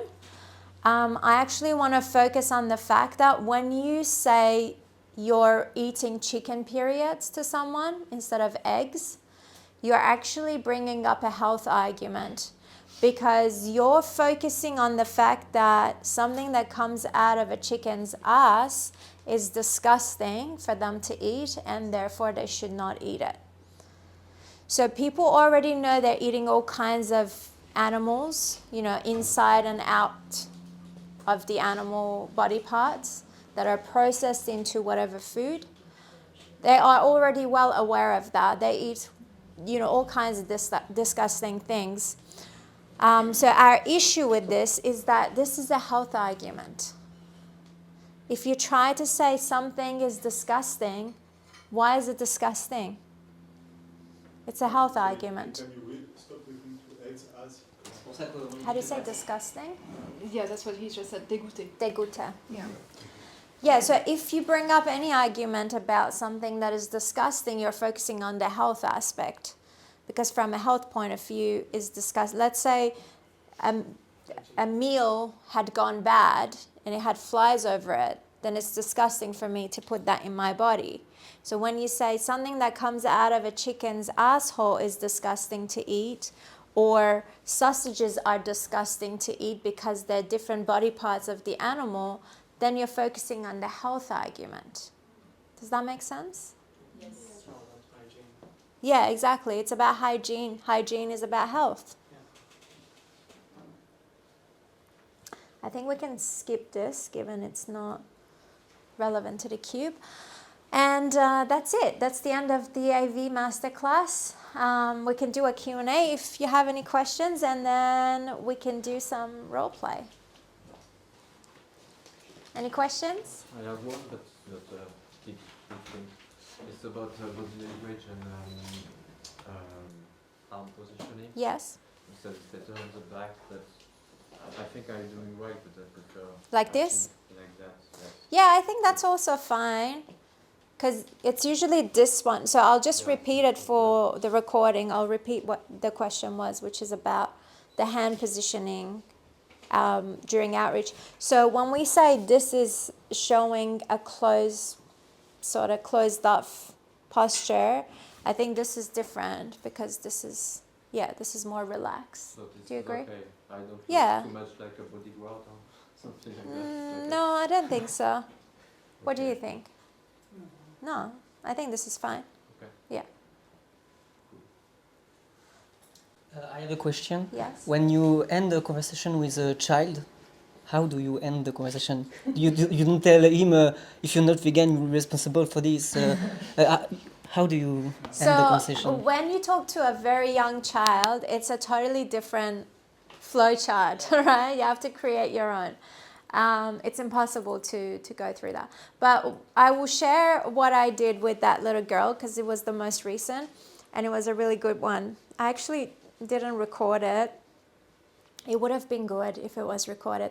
But the number one thing is I like to get on their level physically. That's really important. Then I like to ask, so I make an exception. Okay, I ask them, do you like animals? Okay, because I'm talking to a kid. And then I say, do you think this is okay what people do to them? Okay, and they say no. And so anyway, at the end of the conversation with this girl, what I did was I said, okay, so next time when you're home and your mom and dad give you chicken or sausage or yogurt, so I was naming all the products, okay, for her to understand. What do you say? You say no. And she said, I say no. It was the most adorable. So this is how it, and then I asked this multiple times because she wasn't even going. She kept walking away and she kept coming back to me and the parents were standing there, so they had no problem. So then I said, so tell me, what do you say? I say no. So that was her declaring to be vegan. I mean, you never know with the kid, but I would like to think that because she sees the images at such a young age, it's going to leave an imprint on her mind, and that conversation she's going to remember. Yeah. I often use compassion to start a discussion, because for me, it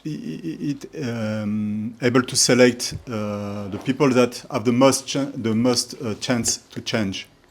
So I used compassion and then to go to justice. Yeah, so Is it okay for you? like we shared on the flowchart, the first steps that we have are establishing what exploitation is and the definition of veganism and respecting animals. So we actually don't use compassion at all, because compassion is amongst those words that we just discussed. So instead of compassion, we focus on empathy, right? Compassion and empathy, but we don't even use the word.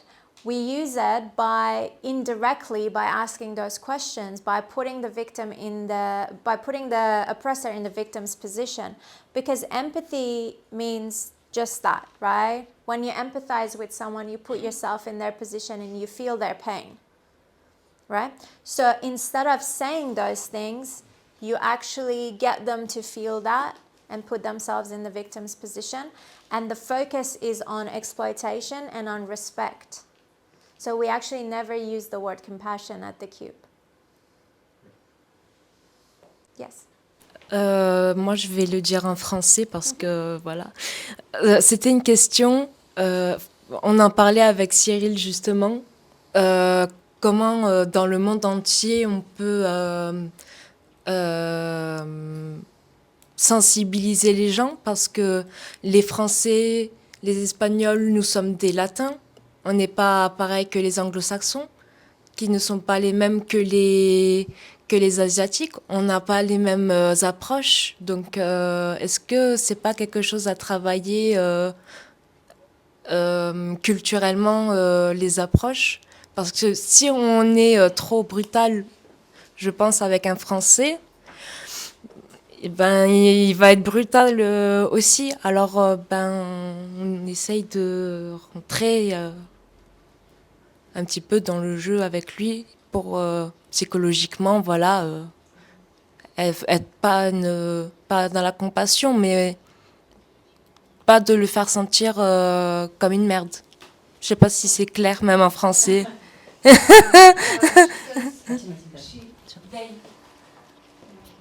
She thinks maybe we should adapt the way we talk to people by region. Like a French person, we shouldn't be too brutal with them because they would feel like shit.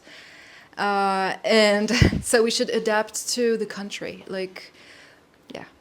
Well, you know that question. It's something that comes often, and that's also something I work on as a regional organizer. When, for example, some organizers want to implement local. I just heard, actually, that's a really good question.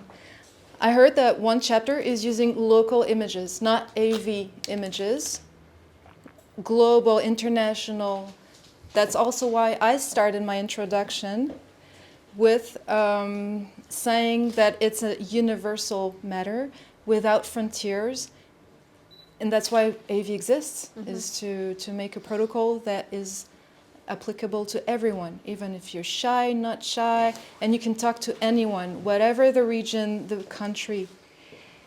But yeah, I'll let you answer. So should we change? I think that's a really good question. Thank you. You can take the example of Japan, because I spoke with an activist who said that in Japan, AV doesn't work because it's not the same culture. So I think this. That's a good question. So first, I want to talk about the footage because you brought it up, and then we'll go into the outreach. So we used to allow region-specific footage, and we've trialed different things. But the thing is, if we allow that, we are doing the pandering that we say we shouldn't do, right? When we stick to one standard footage for all the chapters around the world that is inclusive of everything that needs to be shown, we are avoiding the conversation about, oh, is this local? But what? I don't think this is an isolated case. This is not how it happens in my home country. Because, for example, when you do a cube in Paris or Amsterdam or a big city like that, you're going to be talking to a lot of tourists. And what happens if you're showing local footage and then the person from another country says, oh, is this local footage? Because it doesn't happen like this in my country, because we do it differently. You see? And this is pandering. If we pander to them, that's exactly what it means. So we're trying to cater to them and their needs. All that matters is that it's standard footage. We know it's standard practice. It happens everywhere around the world, and it's not about the treatment, it's about the exploitation. So that's why we decided to stick to standard footage. Now, when it comes to the outreach protocol, AV started in 2016, like I said. How we used to do outreach back then was nothing like how we do it now. We've tried so many different techniques. We had more of a sales approach back then, trying to bring people in and get them interested and excited. There are also other groups doing it that way, right? But what we found effective is how we do it now, because within about 3 to 5 minutes, if you follow the protocol, you can decide if the person is going vegan or not. And if they're not going vegan, if they're not interested, you don't waste your time, you don't waste your energy, and you just walk away from them. So I just want to emphasize on the fact that we don't want to be aggressive and rude to people. That's not what we're doing. We just want to be very firm with them, and we want to be brutally honest. We want to hold them accountable. The truth is that it's an uncomfortable topic. It brings up guilt in people. Doesn't matter where you are in the world. I'm from Iran, and when I talk to Iranian people, it's the same. They find it to be aggressive and too much. I have never talked to any nation who finds it just enough. You know what I mean? So it's not about the people. It's not like this is suitable for one culture or one country or one nation and the other ones find it too aggressive. Everyone would say that because it makes them uncomfortable. Because it touches exactly what it's supposed to be touching. Okay? It brings up the guilt. Now, I want to clarify this. We don't want to be, we don't get anything out of this, right? I'm not doing this because it makes me feel good to look down on people and be like, I'm better than you peasant non-vegan, right? I'm not superior to you. Morally, I am because I'm doing the right thing. I'm not a hypocrite, blah, blah, blah. Personally, I don't give a shit about any of that, okay? If I was an animal, this is how I would want someone to speak up for me. That's all I care about. But the truth is, we're not getting anything out of that. And therefore, we shouldn't care about what they think we are wanting from this. Does that make sense? It's a bit complicated. But we are just holding them accountable, and the fact that we're bringing up the guilt is a good thing. Because if the guilt and the shame doesn't come up, there won't be a sense of urgency for change and for them to take action. This is why I focus on the emotions. Because if you want to go into a debate about this and that, you go into people's heads. The mind and the brain is the one that is heavily conditioned with all this information and the school and the government and all of that. But the heart is the one that does not get conditioned. You cannot program the heart. The heart, when I say, I don't mean the physical heart, but I mean where the emotions sit, where our values sit.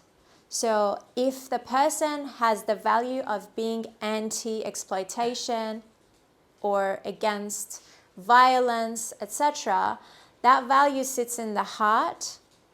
We just need to reach and grab it, okay?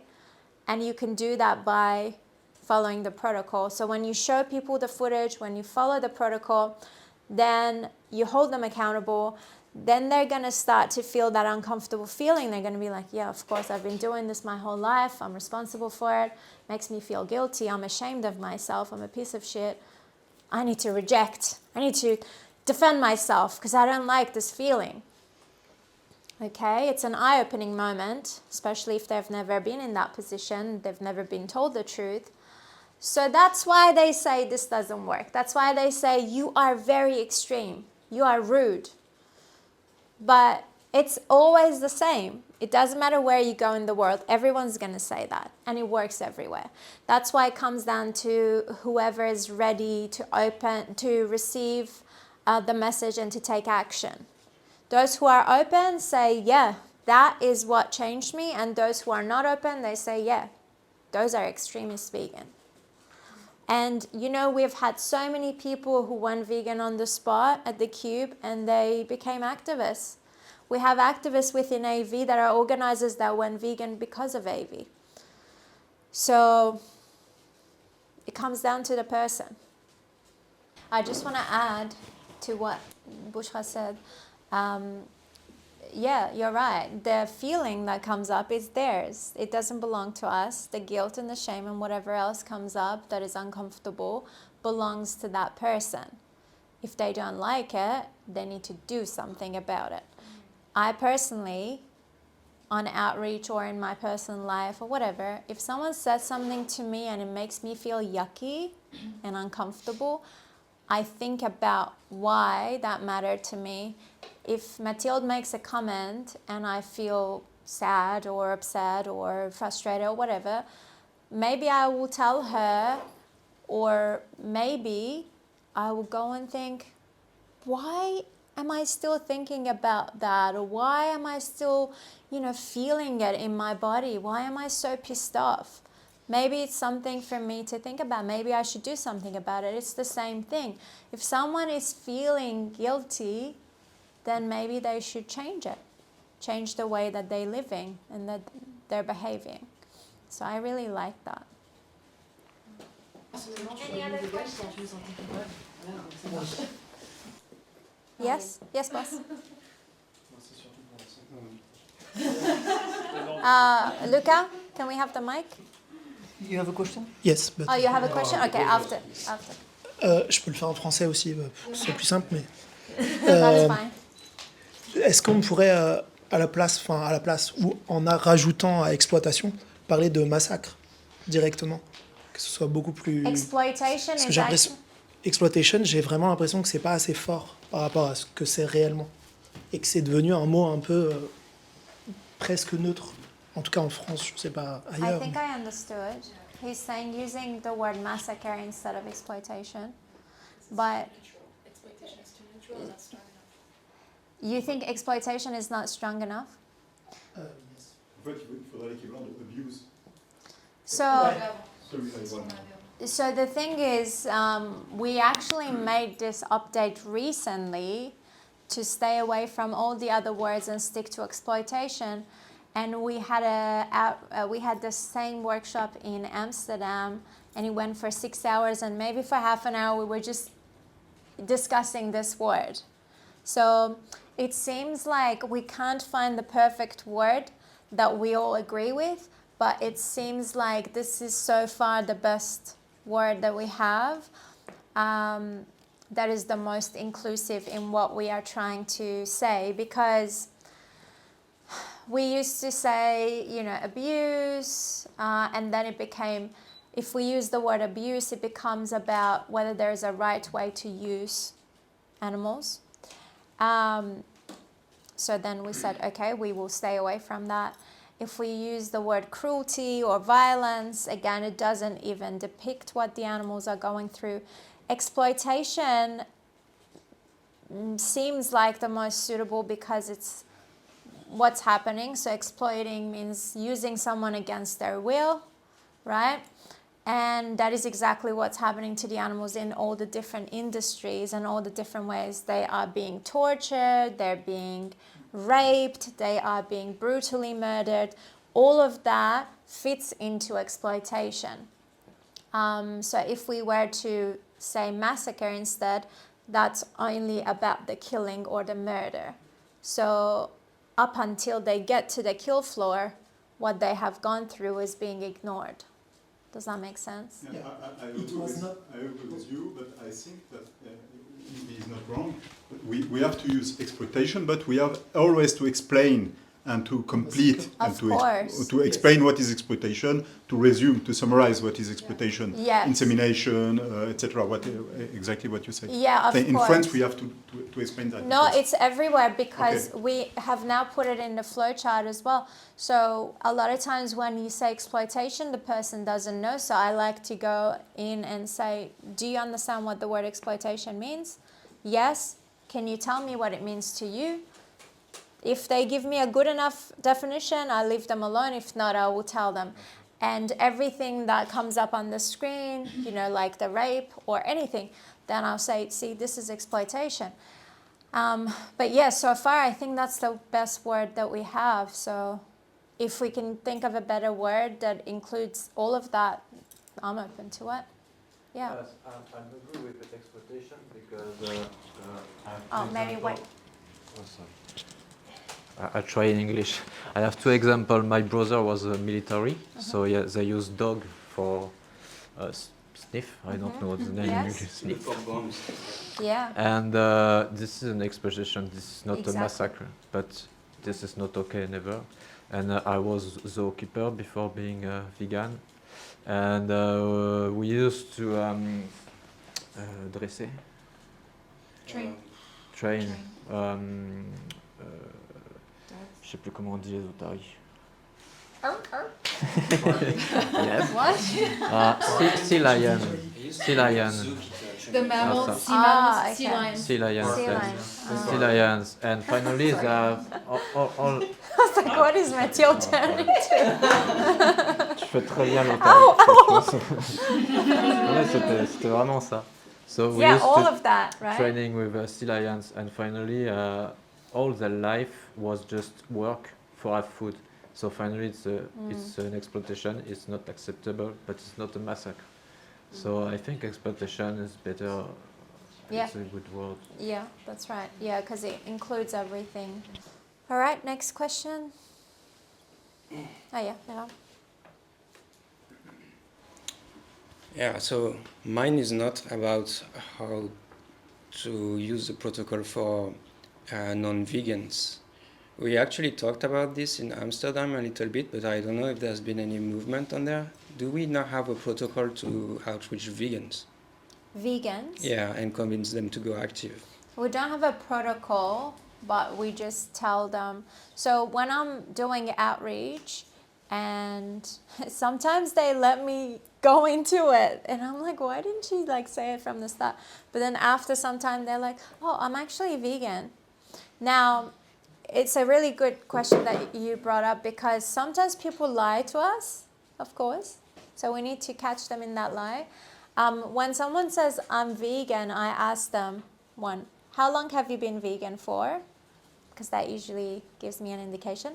Two, what was the reason you went vegan? So that I can see if they're actually vegan. And then if I think that they're actually vegan, then I say, do you do any activism? If they say no, then I give them that line at the end of the flowchart, which is, it's really important for you to speak up for the animals. We don't have enough people to speak up for them. And, you know, you can come and join us. This is, you know, how we do it. And I ask them, where are you from? Where do you live? Oh, we actually have a chapter there. This is how you can join them. I even show them. I give them a card if they want to, so they can go and join the group.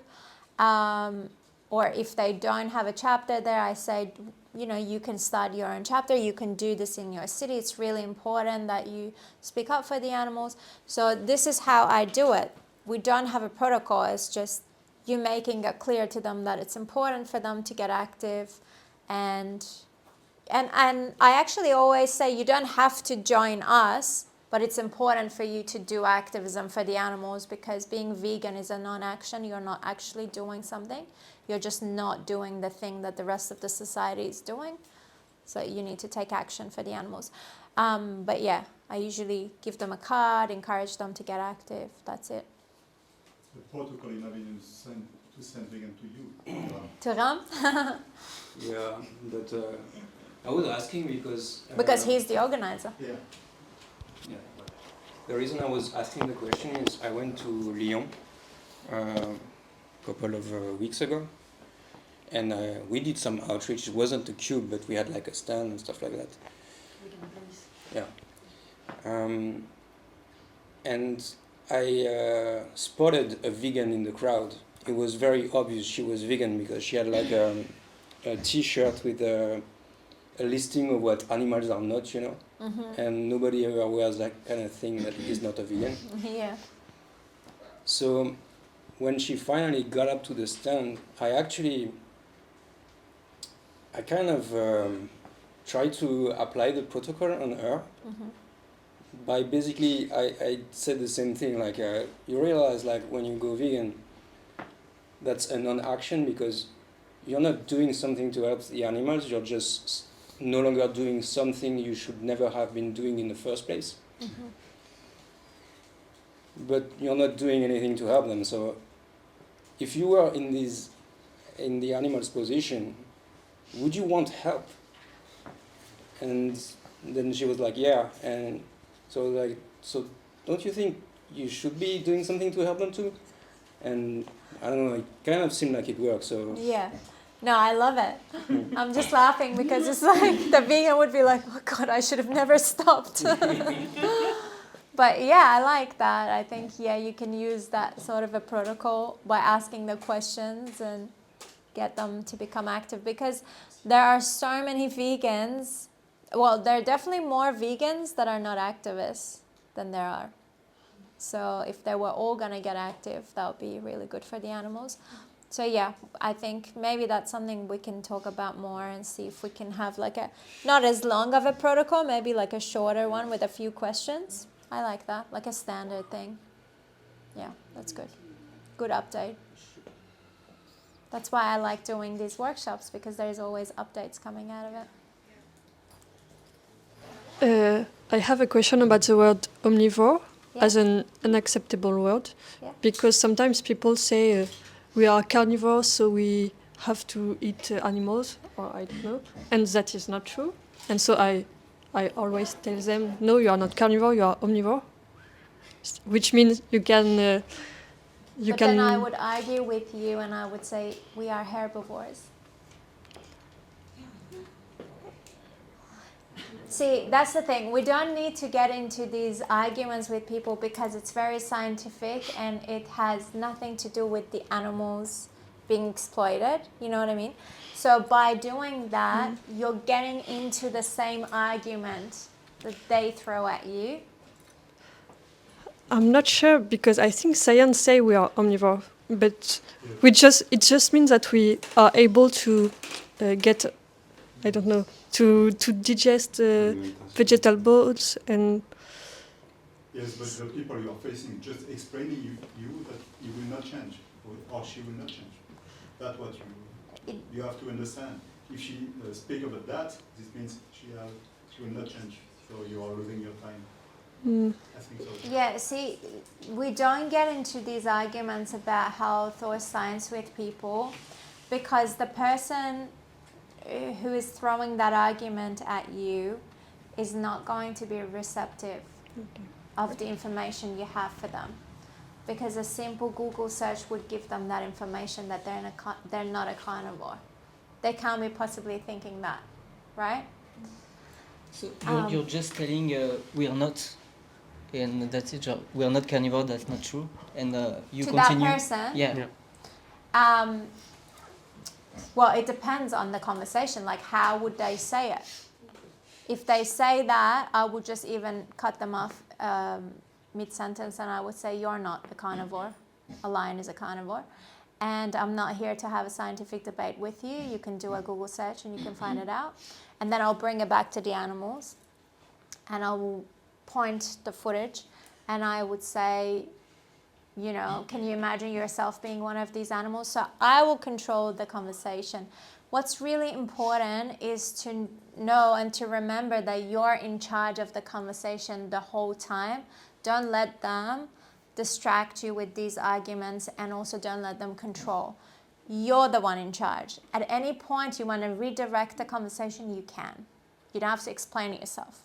So you can bring it back. If you don't know what to do, what to say, if there's too much silence, or if they ask something and you don't know if your answer was sufficient, quickly answer, bring it back to the animals.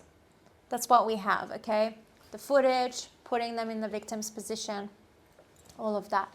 Because even if you were to have a 5-10 minute debate with that person, I guarantee you they will have other arguments on the same level. If there are people walking around that think they're carnivores, I can only imagine what other things they have in their heads. Diego, did you have a question or no? No, I'm just holding Oh, okay. I have a practical question. Yes. When a young child is watching the screen, do we still have to check the parents' agreement or not anymore? Because I heard the new rule 5 months ago, but I didn't understand why we should not check the parents' agreement anymore. We've never had a rule to check with the parents. So if there are kids running around, it's the parents' responsibility. Yeah, I agree. So we don't have to go and be like, oh, where's your parent? I need to find them and ask them. No, let them watch. But I personally, I still think, because if they're very young and they don't really, they're not basically responsible for a lot of the stuff because it's the parents' job.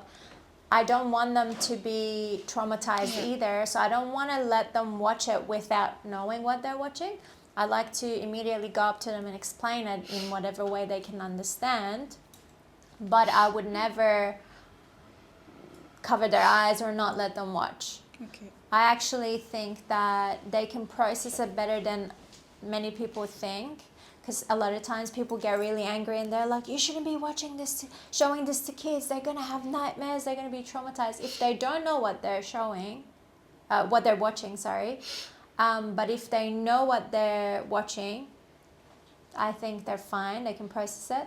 And if the parent is not around, that means that it's fine for the kid to be walking around like that. Okay. Yeah.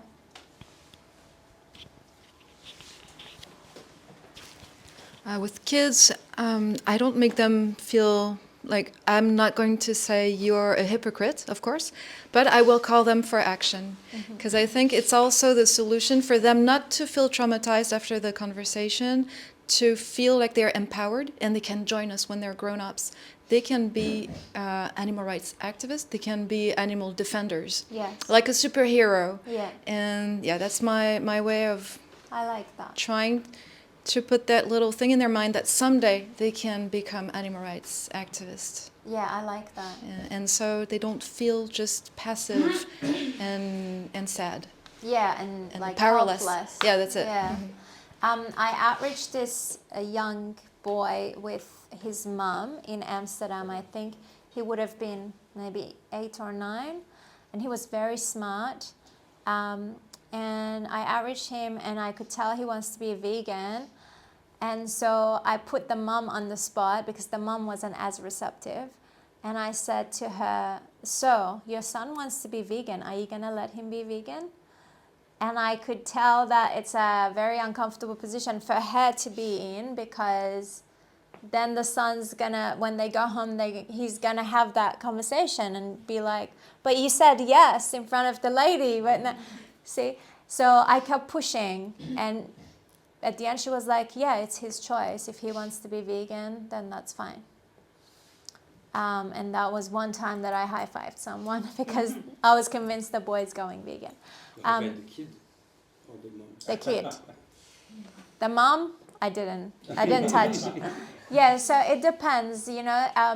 And the age is very important because like that little girl that I was talking about was less than 4, but this boy was much older, so I could use better language to communicate. But yeah, I really like what you said as well, to give them some power and confidence, and so that they don't feel like it's just sad and miserable for the animals, because kids have a lot of empathy and they haven't been conditioned yet, so they're in touch with that.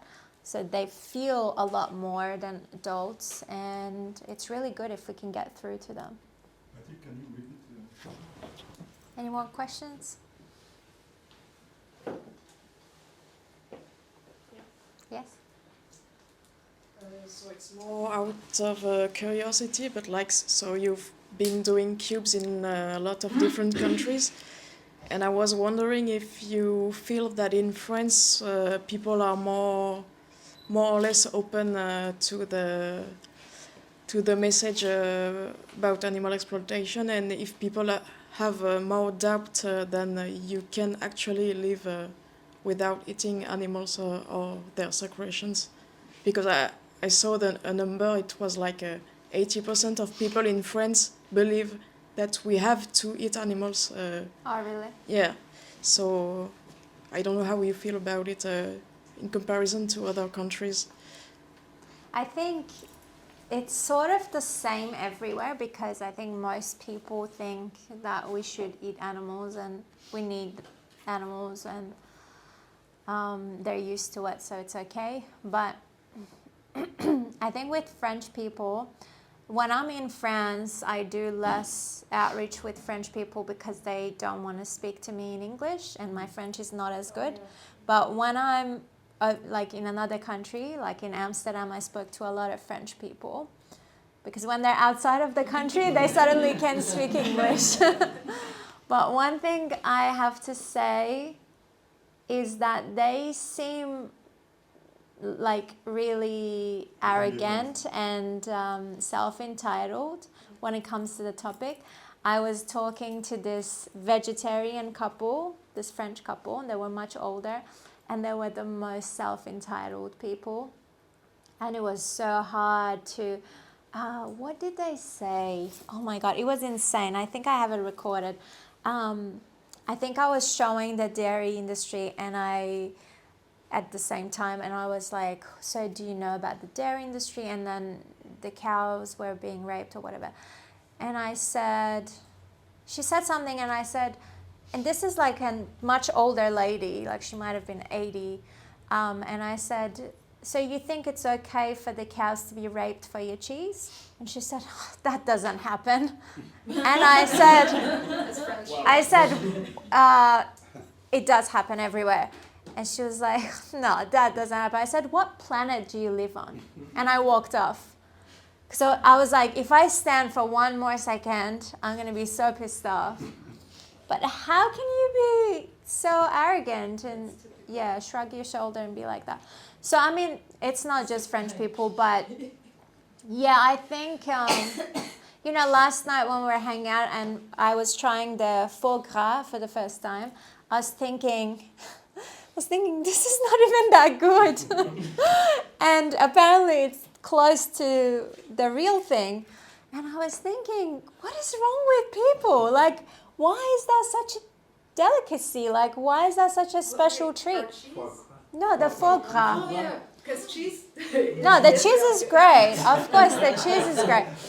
But I'm saying this to say that I was sitting here and thinking all of these thoughts. So I was thinking, so the foie gras that they love and they're so proud of, it's one of the most fucked up things, right? Yes. If French people are so proud of it, and it tastes disgusting, like, you know what I mean? It's just fat. Yeah, so I was just thinking about this, and it's about a lot of things as well. Like, I was walking around in Avignon. I mean, Avignon is a small place, but I could tell that all the shops that sell shoes, they're all animal skin, 99%. So I think, yeah, in a lot of cultures is like this pride in using animals in all the different ways, and sometimes you feel really frustrated and helpless thinking, how am I going to change these people's minds? So yeah, I don't know if that's what you wanted to hear, but that's my honest opinion. But at the same time, I will say this: French activists have always been the most inspiring for me, because when I'm this is my first cube in Avignon, but when I'm in Paris, I always feel like everyone's acting like a soldier. I don't need to remind them of the protocol, so I feel really proud. Yay! Thank you, Assal. Yes. Yes.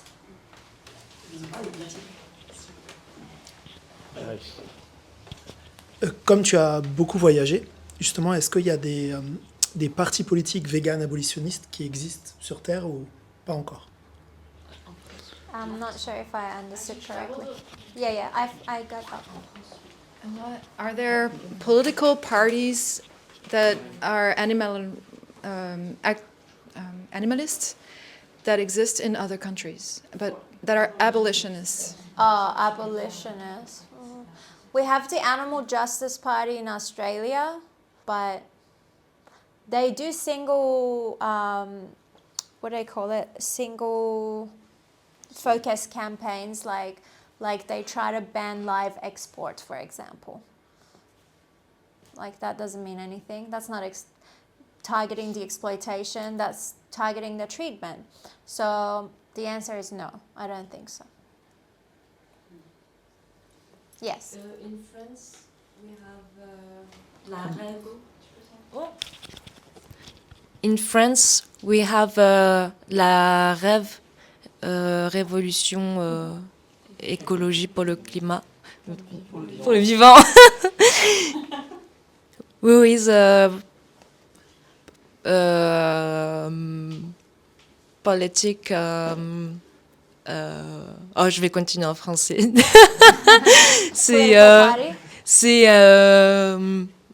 Même en français, j'y arrive pas. C'est un parti politique antispéciste et écologique et pour la fin de l'exploitation systémique, voilà, même contre les génocides, tout ça, voilà. On a ça en France.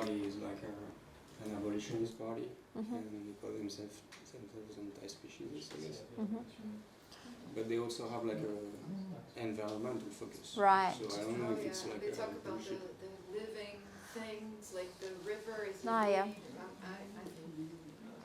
So they're not focused on the animals. Yeah. Yeah, I mean, they might exist, the political parties that are abolitionist or anti-speciesist. They might exist, but I'm not aware of them. Yeah. Any more questions? Otherwise, we can go into role play. No more questions? Just a remark, every time I finish a successful discussion, I often explain to people that every vegan I encountered these last 10 years explain this is the best decision they made in their life. Yes. I think it's a good way to Yeah. pour motiver to. Yeah, that's people. awesome. And yeah, I usually say when people ask me, so how long have you been vegan for? And I say 15 years. And I immediately say, and my only regret is that I didn't go vegan sooner. I always say that. It's like automatic. It comes out, you know, as soon as I tell them, so that I make it clear that not only I don't regret it, I don't miss out on any, you know, food or nutrition, I actually think it's the best decision. Yeah, so that's good. 15 is 1, 5? Yes, cans.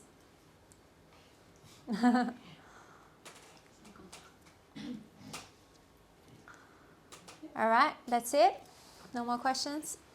So it's 6:10. Maybe we can do. I mean, we'll see how we go. We can do some role play.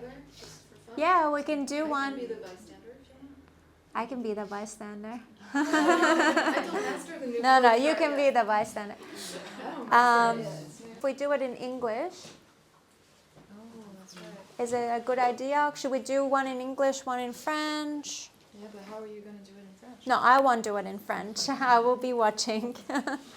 But I'm just wondering if we do outreach, because I want to understand it. Oh, it's If good we if you do can it give. in English, is everyone going to get benefit from that? Oui, mais elle peut pas le faire en français. C'est intéressant d'avoir son feedback.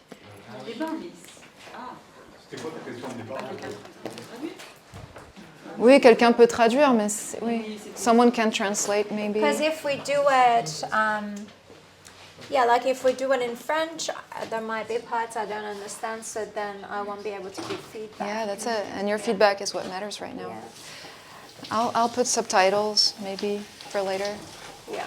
so everyone, I don't know. Yeah. All right. So, are you gonna outreach me? Someone wants to outreach me, and then someone can outreach you in French. How's Yeah, that? yeah. No, you don't. I don't need that. Qui est-ce qui veut faire le sensibilisateur, sensibilisatrice? On a le flowchart là. We have the flowchart. You can use it. You don't have. If you forget, it's fine. Ah, je vous l'ai envoyé en français, je peux vous le. Il est sur la page de. Vous l'avez tous, je l'ai envoyé sur la page de la formation. Donc comme ça, je peux vous l'afficher là sur le téléphone, il y a juste à lire. Si vous voulez, je le. We have it Yes. here as well. Yeah, oui, yeah. But also, because this is the first time we're using this flowchart, if you miss steps, I don't care, as long as you stick to the protocol and the principles. Je l'ai envoyé. Mais je vais me tromper, hein, c'est sûr. Mais on s'en fout, c'est ce qu'elle vient de dire, c'est pas grave. Regarde, c'est là. So this is your outreach, Oh putain, l'enfer. and we pretend this is the TV, okay? Okay. So if we laugh, it's fine, but we're gonna try and keep it as real as possible, okay? Okay.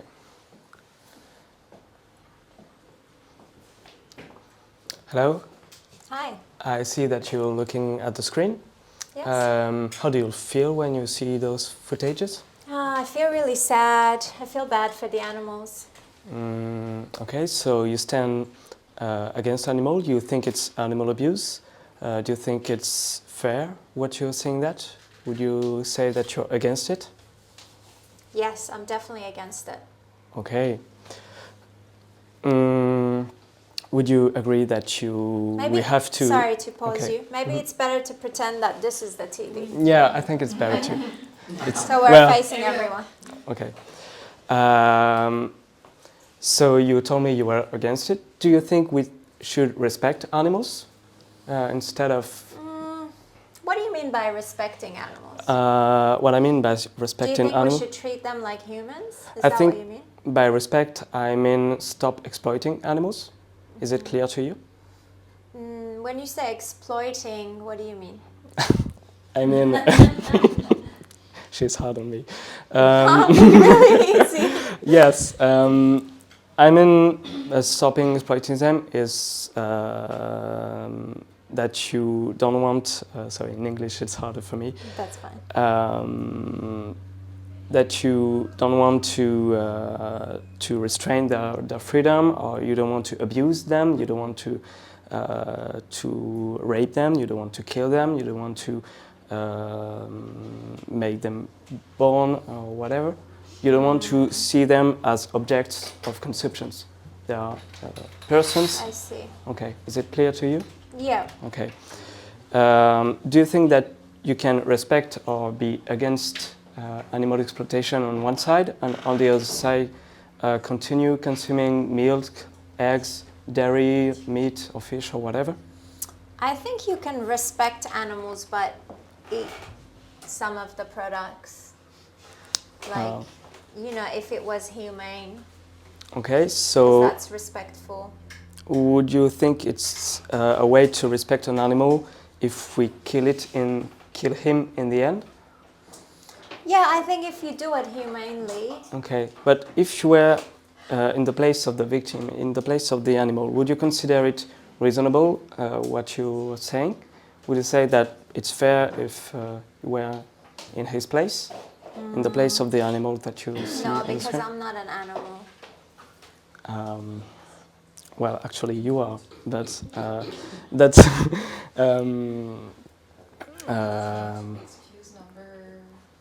Number 2. Yeah. Yeah, you can keep that in the back of your mind. Actually, you are an animal, and if you were in their position, you're not. But if you're in their position, do you want people like you to go on and give money for their exploitation, or do you want them to stop? No, I wouldn't, but it's the circle of life. Okay, well, see you. Okay, good. Yeah, good job. So, yeah, nice. Complicated. Yeah, that was good. See, yeah, when I said, but I'm not a human, I'm not an animal, and you said, yes, actually you are. I think, yeah, you should say that a little bit more clearly and maybe explain it, because most people say that, you know, but I'm not an animal. Animals and, well, non-human animals, right, and human animals, what's the difference? Then we need to ask the person, you know, what is that thing that makes you different to these animals? Okay, because that matters. Then they should be able to put themselves in the victim's position. Something that doesn't exist in English, I think. Okay. But in France, we have 2 words that are used to... And the thing is, we have agriculteur, which means any kind of farmer, including plant farmers. Ah. And éleveur, which is specifically animal farmers. Ah, okay. And there is a lobby in France that is very powerful. Yeah. And they try to make it look like they are better than they are by calling themselves agriculteurs. Which is why I couldn't help myself. But you say it doesn't exist in English, but you know, I actually never say farmer, because I think farmer should be farming fruits and vegetables, not animals. So I hate to say an animal farmer. I hate that. Yeah. But in So France, we do have a it's dedicated word for that, so we should use it. What is the word? Éleveur. Éleveur. Raiser, éleveur. Éleveur. Ah, éleveur. Yeah, I agree with what you said. Yeah, because they're not farming vegetables. Yeah. Do you want to outreach me now? Because I feel like I can be a bit more difficult with you. Yeah, okay. I'll be the...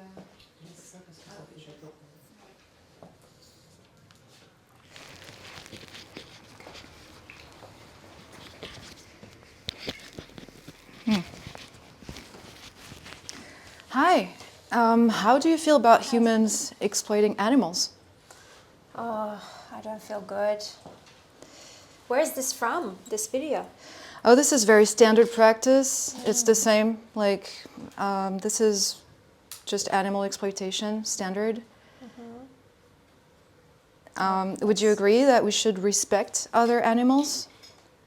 Yeah, I think we should. Yeah. Yeah, I can't even watch this. This is really sad. Yeah, that's sad. Yeah, I totally agree. So what are you guys doing? That we're showing the very standard practices of animal exploitation, whether it's in France or in the world, in the meat, dairy, fish, or egg industry. It's all RSPCA, local, grass-fed. You can see this, for example, is free range. Do you think that you can truly respect animals while consuming their flesh or fluids, like the eggs, the milk? So you're vegan? Yeah, well, I would say that I'm against all animal exploitation to benefit from it when it's not necessary, but I guess you could say I'm vegan, yeah. We're all vegans, actually. Oh, okay. Yeah. By the way, they're brutal. Cheeky. Look. Do you know what the definition? Yeah, I respect you for what you're doing. I'm never going vegan.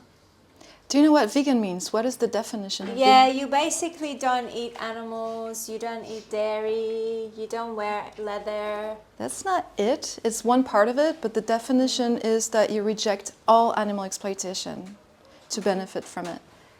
Okay. So yeah, that would be the proper definition. And what would be the reason that is preventing you from going vegan today? If there was one reason, what would it be? I love cheese. Yeah, me too. You know, there are vegan cheeses now. Like, is it the only I don't reason? like them. Oh, you don't like them? No. All right. Do you think the animal here likes, do you think your 5 minutes of taste pleasure is worth more than this animal's life? No. Yeah. If you put yourself in the victim position, if you put yourself in their position, like how fast would you want this exploitation to end? Right away. Right now. Yeah. But I just think, if I go vegan, other people are going to do it, so it doesn't make a difference. That's right, but would you say the same thing for any other injustice in the world? Like if the other people continue to enslave other humans or any kind of violence, would you say that? Like, I'm not going to change because people are not going to change. No, you're right. Do you know what the #1 benefit of going vegan is? It's healthier. Well, it's not the main reason. Like the #1 benefit would be for you, that you're no longer responsible for what you see on this here on the screens. And for the animals, they're no longer tortured, raped, and abused because of you. But I wouldn't say I'm responsible, because if I don't eat them, someone else will eat them, right? That's right, but when you consume animal products, you pay for someone to do this on your behalf. But I'm not responsible for it. You are directly responsible. Yeah, thank you, Cyril. You're directly responsible for it because you chose to buy dairy product instead of soy, wheat, whatever kind of milk. Yeah. I see what you're saying. So we did that. If you were in their position, how fast would you want this injustice to end? So from now on, should the number of animals exploited for you be 0 or more? I don't think I will ever be vegan, but I think I'll definitely be more mindful from today. Yeah, so you want to go little by little, step by step? Yeah, I think that's better for me. All right. Well, for the animals, it's their whole life. So every time you buy an animal products, that means that someone, an individual who shares the same capacity to feel emotions as you, who cares for their life, has been exploited. They can feel pain, they can suffer just like us. They can feel love, they can have friends. So, yeah. So are you going to go vegan from now on? Okay, I'm going a shortcut right now. I would speak more, but since, No, it's fine. So yeah, are you going to go vegan from now on? Now that you know that these are animals just like you. They are different because they're different animals than us, but they still feel Like there is one thing we have in common, it's that capacity to feel all these emotions and to be the subjects of our lives. And just for that reason, we should fight for them. Yeah. We should not be responsible for this. Yeah, I understand. Yeah, I think I will be mostly vegan from now. Damn, she's annoying. Just remember that as long as you continue to be responsible for this, as long as you continue to consume animal products, they will be used. They will be used and abused because of you, and you have that choice. So please, when you realize that you need to become vegan, also speak up for the animals, because they only have you, they only have us, they need you.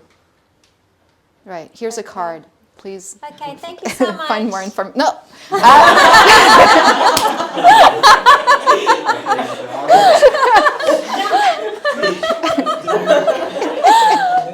Sorry, it was you, but not you. And your finger almost touched yeah. No. I don't shake hands with people who abuse animals. Go vegan. Have a good vegan life. See, this is why the world is not going vegan. Have a good vegan life. Bye. You're too extreme. That's right. I'm proud.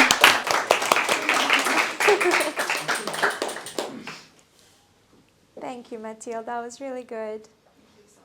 Yeah, so what I wanted to say, which is what Mathilde did, is, you know, you have the flowchart, you have step 1 to 9, but it's okay sometimes if it makes sense to swap them. You say this before that, you repeat it, you know, multiple times. And remember, you stick to the 4 principles that we have, which is 1, you hold the person accountable. 2, you put them in the victim's position, so the oppressor in the victim's position. And 3, that's okay. 3, there needs to be a call for action, so you don't just give them information and let them go. And the last one was not raising awareness and not leafleting. So this is not an educational event. We're holding them accountable, and that needs to happen throughout the conversation. Okay, as long as you stick to those, if you swap these points, these steps, and you add to it, you change it a little bit, it's all good. It's fine. Should we continue doing this? Est-ce que quelqu'un d'autre veut s'entraîner? If we have 2 people that would like to outreach each other, and I can sit, but if it can happen in English, that would be good. Hiram, tu veux qu'on teste? Moi, je veux bien te sensibiliser. Yes, Luca? No. Yes, please. Do you want to be outreached by Iram? So you can decide who wants to be I'll the just put it on. vegan, who wants to be the vegan. Who's the vegan? I guess you'll be the whatever. Are you the vegan? Yeah, sure. Okay, so if you want to look at this, you just scroll it down. Try to push him, you know, all the standard. I'm not going to be Try as to good be an as asshole. she's amazing. But, You're nasty, not vegan. okay. Not too much, though. All right. Non, c'est bon, c'est bon. Oh, you have to have your backpack with this. Hey, man. Hey, You're right. what's that? You're right. Yeah, I guess. I mean, just checking this out. Where's this? These videos, they come from Australia. What we are showing is basically It's a lot different than around here. I don't think we do any of that here. Yeah, so the reason we're showing these videos is because this is actually standard practice. Stuff like that happen all over the world. It's not even like considered to be animal abuse at all. It's completely legal, even here. Okay. If you are familiar with the French organization L214 and you actually go and watch their videos, you'll find out very quickly that this is actually lightweight. It's not very hard to see. How do you say you feel about that? It's pretty intense. I mean, I knew it was it was pretty rough in there for them. Yeah, I mean, but that's the business. I mean, we all know that that's the way it happens, and we depend on meat. I mean, I don't know what I would do without meat. But yeah, I mean, it sucks for sure.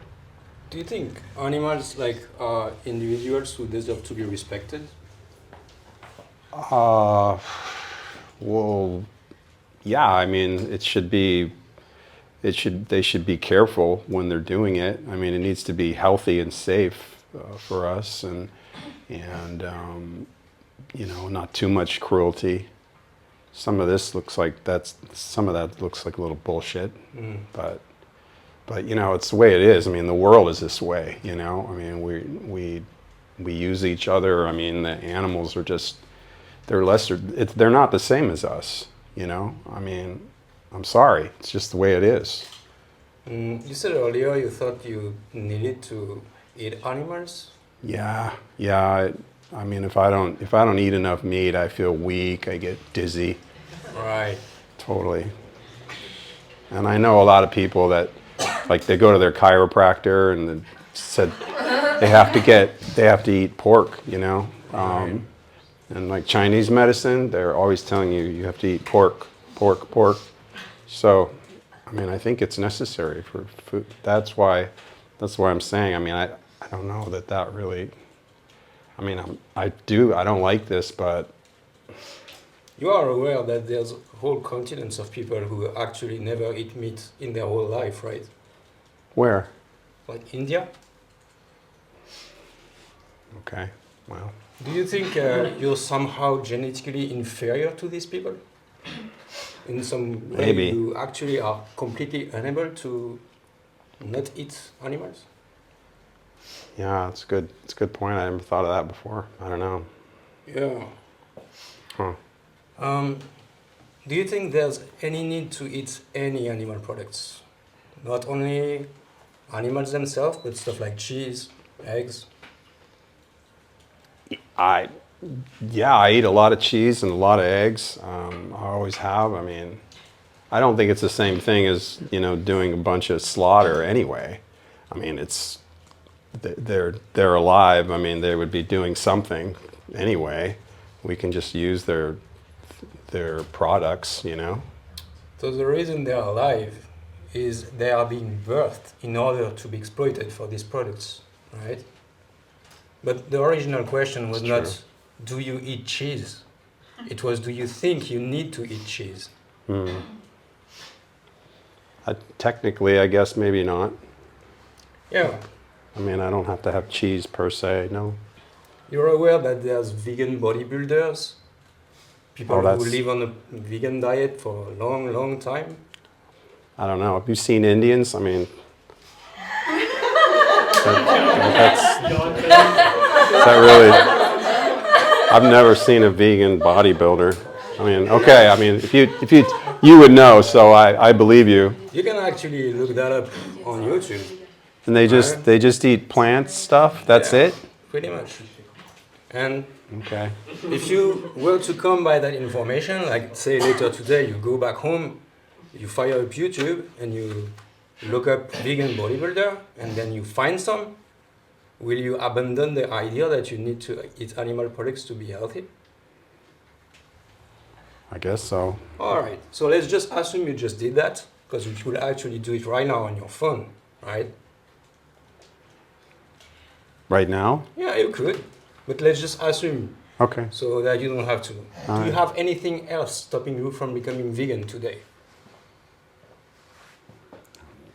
Bacon tastes good. Cheese is good. I mean. Right. So let's say you are That's- in the position of these animals, right? And you're about to get a knife in the throat, and I'm trying to save you. Okay? Yeah. And the person I'm talking to is like, but I like it. Would you be okay with that? Yeah, you're right. It's kind of bullshit, isn't it? Right. So if you agree it's not necessary for health and that taste pleasure is not a valid excuse, is there anything else stopping you from going vegan? Not really. That's about it. Alright. Do you know what the #1 advantage would be for you if you go vegan? I'd save a lot of money at the restaurants I go to, I guess. Sure, especially here in France because it's pretty hard to find vegan shit. Yeah. But that's not what I was thinking about. It would be good for the animals, I guess. Yeah, that is the main thing. You see, the benefit is if you actually do go vegan, the next time you see some footage like that and talk to a vegan and tell him you are opposed to animal exploitation, that won't be just words anymore, right? Because your actions will actually match with what you say your principles are. So it's going to be a chance for you to go through life without being a fucking hypocrite. Well, I got you. That makes sense, man. I get you. And believe me when I say that, when you actually do that, you align your actions with what your moral principles are, you feel better in your head, right? Yeah, I hear you. So what are you going to do man. then? I'm gonna think about it. I mean, I hear you. I mean, you made some good points. You know, I mean, I want to see these bodybuilders, but you know, yeah, it's this is pretty fucked up. So yeah, thanks, man. Just Thanks. a thing though, like, I think it's a good thing you want to think about it. I'm never going to tell people that it's not okay to think, because I consider people who don't want me to think are never my friends. But ask yourself this, between now and the moment in the future when you will have thought enough, how many animals should die for you? Yeah, none really. Yeah. It's true. If you were these animals, how fast would you want you to go vegan? Pretty freaking fast. All right. So what are you going to do now? Today. I think I'm gonna do it. I think I'm gonna sign up. Go vegan. Is there an application or?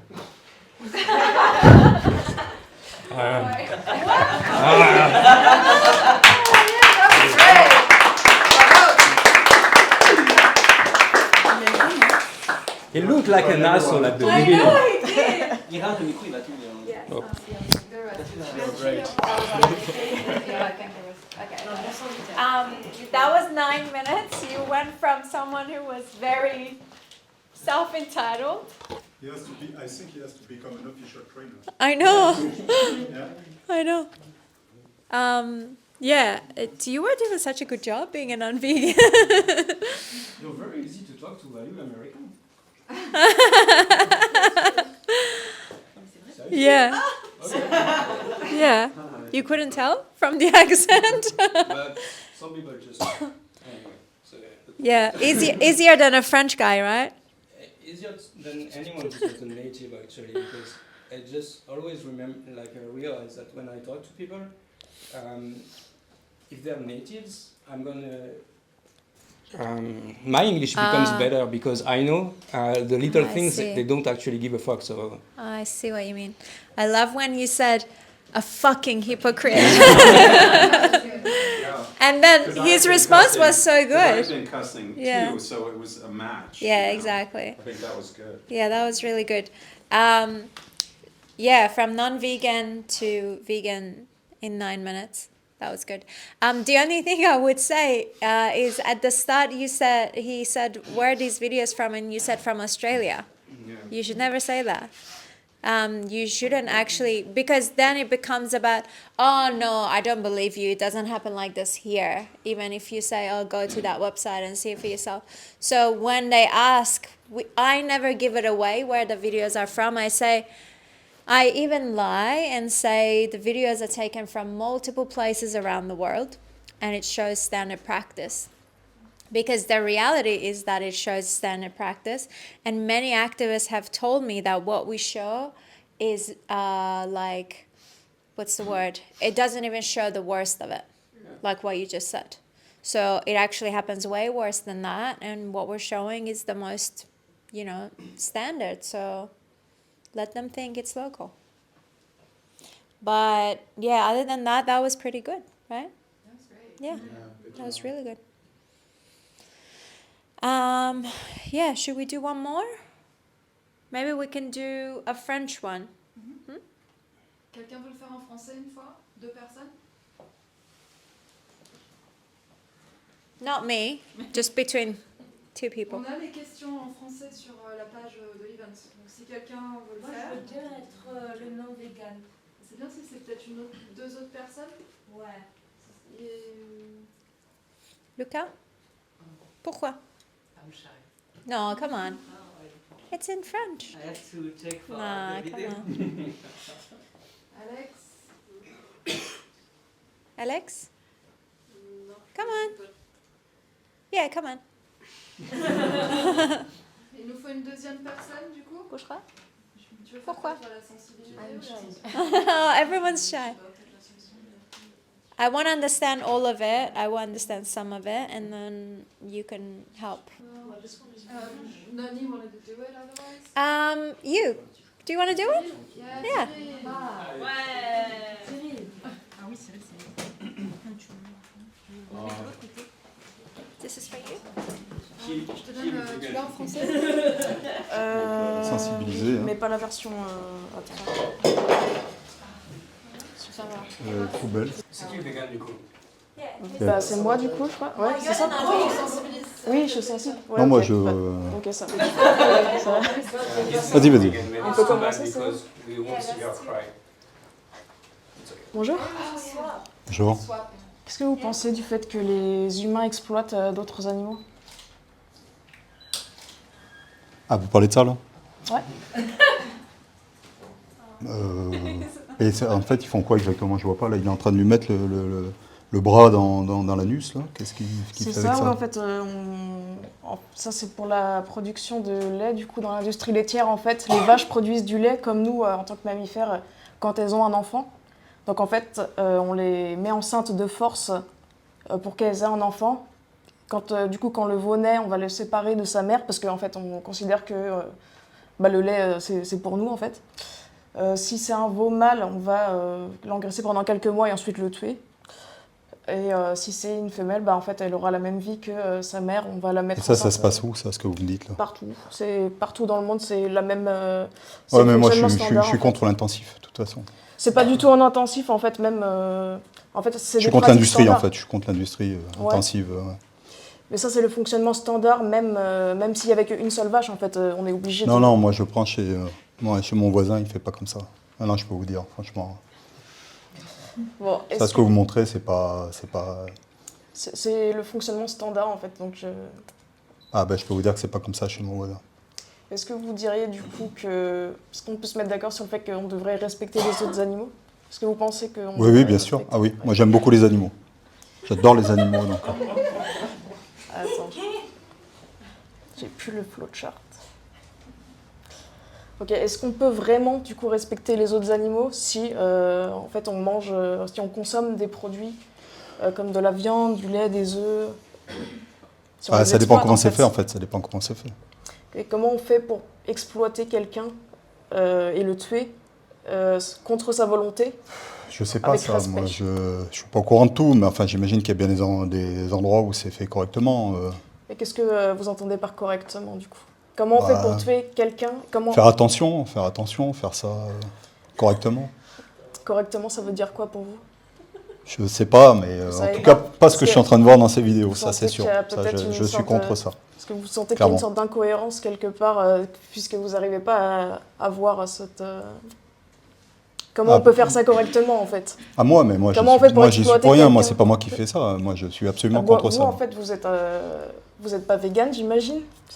Non, vegan c'est quoi? Vegan, c'est en fait c'est quelqu'un qui est contre l'exploitation des animaux en fait. Le véganisme, c'est Ah si, je suis vegan alors. Si, oui, je suis contre. Moi je suis le contre ça. véganisme, c'est le principe.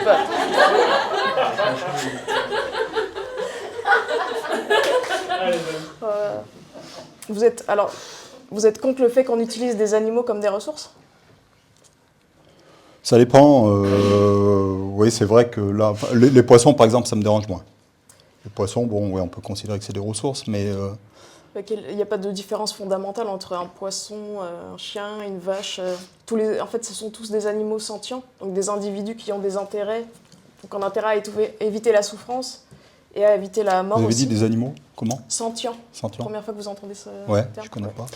Bah voilà, c'est ça du coup. La sentience, c'est la capacité pour les individus d'avoir une expérience subjective du monde, de ressentir des émotions, la douleur, le stress, la joie, puis de tenir à leur vie en fait. Donc c'est pour ça qu'on ne peut pas tuer avec respect quelqu'un qui ne veut pas mourir, parce qu'on va directement contre son intérêt le plus fondamental en fait. Et on accorde une considération à sa vie qui est nulle en fait. Mais du coup, j'ai pas compris. Qu'est-ce que vous proposez du coup? Qu'est-ce que vous faites vous en fait? En fait, nous on montre la réalité des pratiques standards de ce que subissent les autres animaux dans toutes les industries qui les exploitent. Et ça, c'est des images où on respecte toutes les normes de bien-être actuelles. Et en fait, on essaye de. Donc il faudrait plus de bien-être animal en fait. C'est ça, c'est que les normes ne sont pas assez. Il faudrait respecter les animaux et le seul moyen de respecter les autres animaux, c'est de ne pas les exploiter en fait. Est-ce que vous savez du coup, comme vous disiez que vous étiez pour respecter les autres animaux, est-ce que vous savez ce que c'est le bénéfice à être vegan? Non. Non. En fait, pour les animaux, ils n'auront plus à être exploités et tués pour vous, par rapport à la demande que vous générez en achetant ces produits continuellement. Mais pour vous, vu que vous dites que vous êtes pour respecter les autres animaux, en fait, en devenant vegan, vous n'aurez plus à être hypocrite.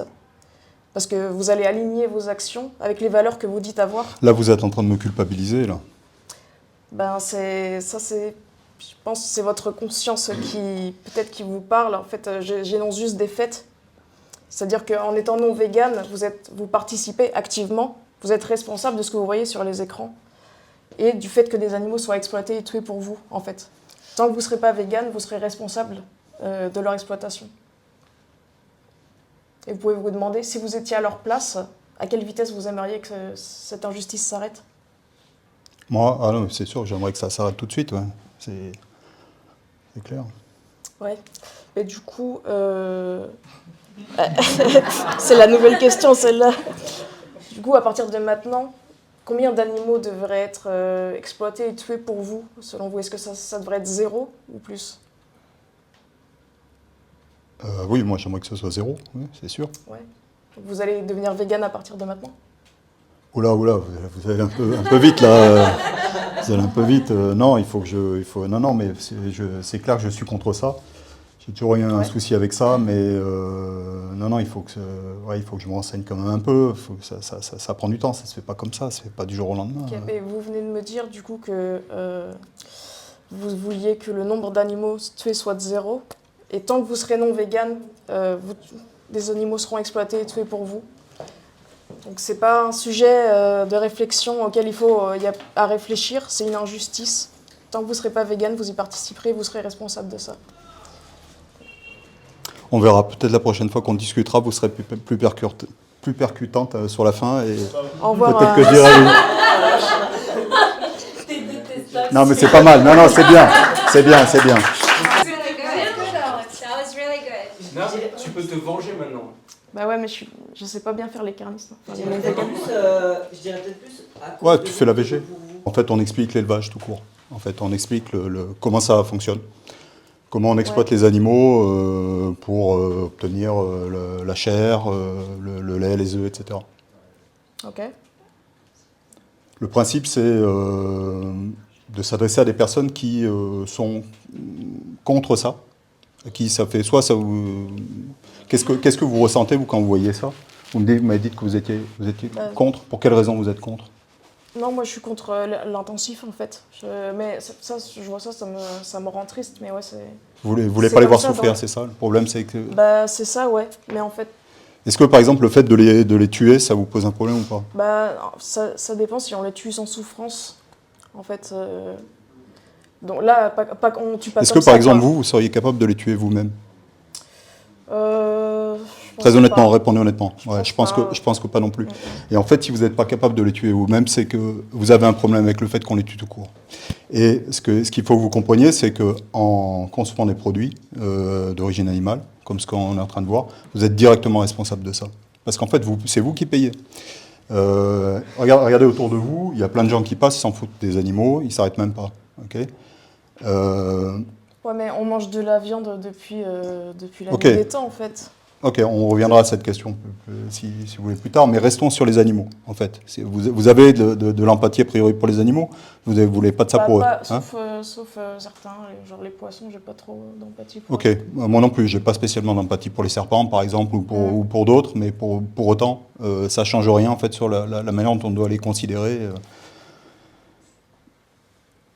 Est-ce que vous pensez, vous souhaiteriez que ça s'arrête, ça? Comme ça, ouais. Alors je vais vous montrer, je vais vous expliquer pourquoi c'est pas une question d'intensif ou pas. Ce sont les méthodes standards. Tout ce qu'on montre sont les pratiques standards. En France, c'est facile. Vous pouvez voir aussi l'association L214 qui montre exactement les mêmes images.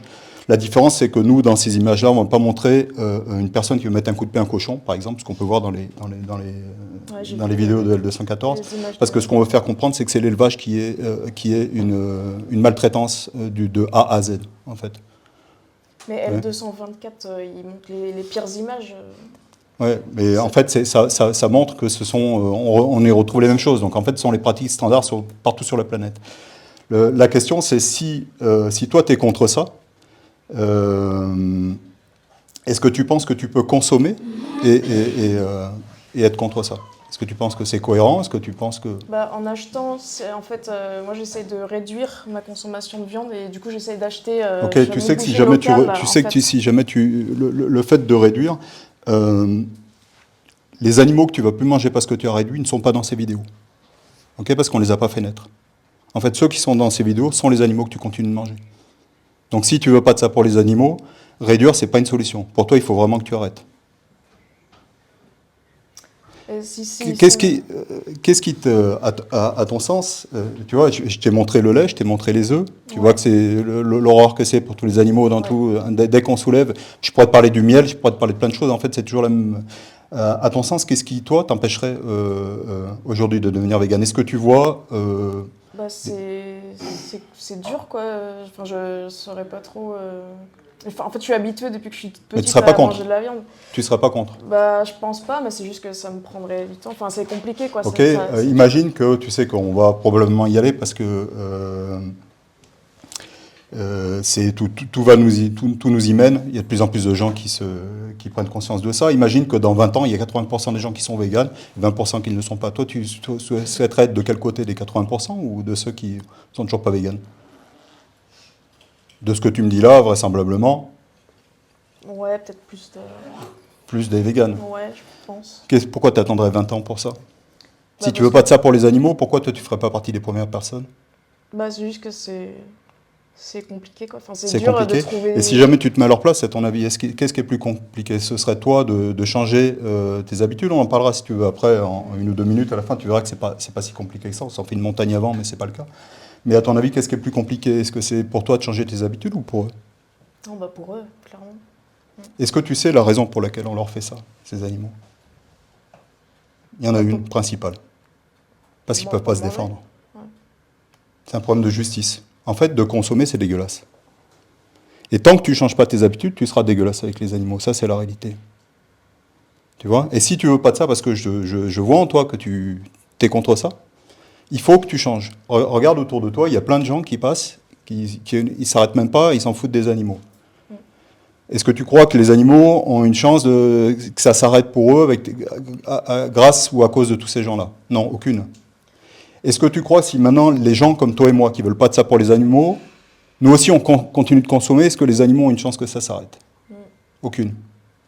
Leur seule chance, c'est que toi, tu ne veux pas de ça, tu es directement responsable de ça, tu arrêtes de consommer et tu viens du côté de ceux qui ne participent pas à ça. Et qu'est-ce qu'on va faire des éleveurs, en fait, du coup? Ça, c'est pas... on leur trouvera un autre métier, t'inquiète pas. Hein. Et je pense, tu vois, par exemple, les gens qui travaillent dans les abattoirs, c'est pas un boulot super sympa. Je vois pas des parents qui se disent « Ouais, chouette, moi j'espère plus tard que mes enfants ils vont travailler dans un abattoir. » Tu vois, il y a beaucoup de métiers qui sont plutôt assez horribles. Et tu vois, par rapport à ça... Les éleveurs, ils aiment leurs animaux, par contre. Ça, c'est factuellement faux. Hein. Quand on voit tout ce qu'ils leur font subir, tout ça sont des éléments de langage. Et en fait, évidemment, ces personnes-là ne veulent pas se considérer comme de mauvaises personnes. Si tu regardes bien, la plupart des gens, peut-être 80% des gens sont contre ça, en fait, hein, contre ces images. Pourtant, tout le monde paye pour qu'on continue de massacrer les animaux. Ouais. Et si tu étais à leur place, tu voudrais que ça s'arrête à quel... Déjà, je te repose la question, est-ce que tu vois des raisons pour lesquelles qui t'empêcheraient de devenir vegan, toi? Non, du coup, je pense pas. Et si tu étais à leur place, tu voudrais que ça s'arrête à quelle vitesse? Bah, tout de suite. Ouais. Et je te repose la question, du coup, qu'est-ce qui t'empêcherait de devenir vegan, là, tout de suite? Rien de spécial, je pense. Alors, tu vois, je te donne un conseil. Ce soir, tu rentres chez toi, tu prends tout ce qui est dans ton frigo de produits animaux, tu jettes tout. Ouais, mais j'ai plus rien à manger après. Ben, après, tu vas te débrouiller, tu vois. Ouais. Mais ça veut dire que déjà, tu vois, ça montre déjà que tu consommais beaucoup et que tu participais énormément à ça. Tu donnais beaucoup d'argent, tu payes le salaire de tous ces gens-là. Ouais. Et franchement, leur vie, pour la manger, puis 24 heures plus tard, dans les chiottes, tu trouves que ça valait le coup, ça? Bah, vu comme ça, ouais. Mais c'est ça la réalité. C'est ça la réalité. Ouais. Moi, je crois que tu fais partie des personnes qui doivent le faire, franchement. Tu sais, aujourd'hui, c'est facile. On va te donner, je vais te montrer une carte, tu vas voir, tu seras aidé, tu as toutes les questions. Il y a une seule chose qu'il faut que tu surveilles, c'est la vitamine B12, à partir du moment où tu deviens végétalienne, hein, ou végétalien ou végétalienne. C'est la seule chose qu'on ne trouve pas dans le règne animal. On a découvert ça il y a 50 ou 70 ans. C'est la solution pour plus tuer les animaux, donc on l'a. Donc à part ça, le reste, voilà, il n'y a plus qu'à. Et je peux te dire que, c'est ce que j'ai dit tout à l'heure, tous les véganes que je connais disent tous que c'est la plus belle décision qu'ils ont prise dans leur vie. Je suis sûr que ça sera la même chose pour toi. Ok, ouais, bah ouais. Je te remercie. Bravo.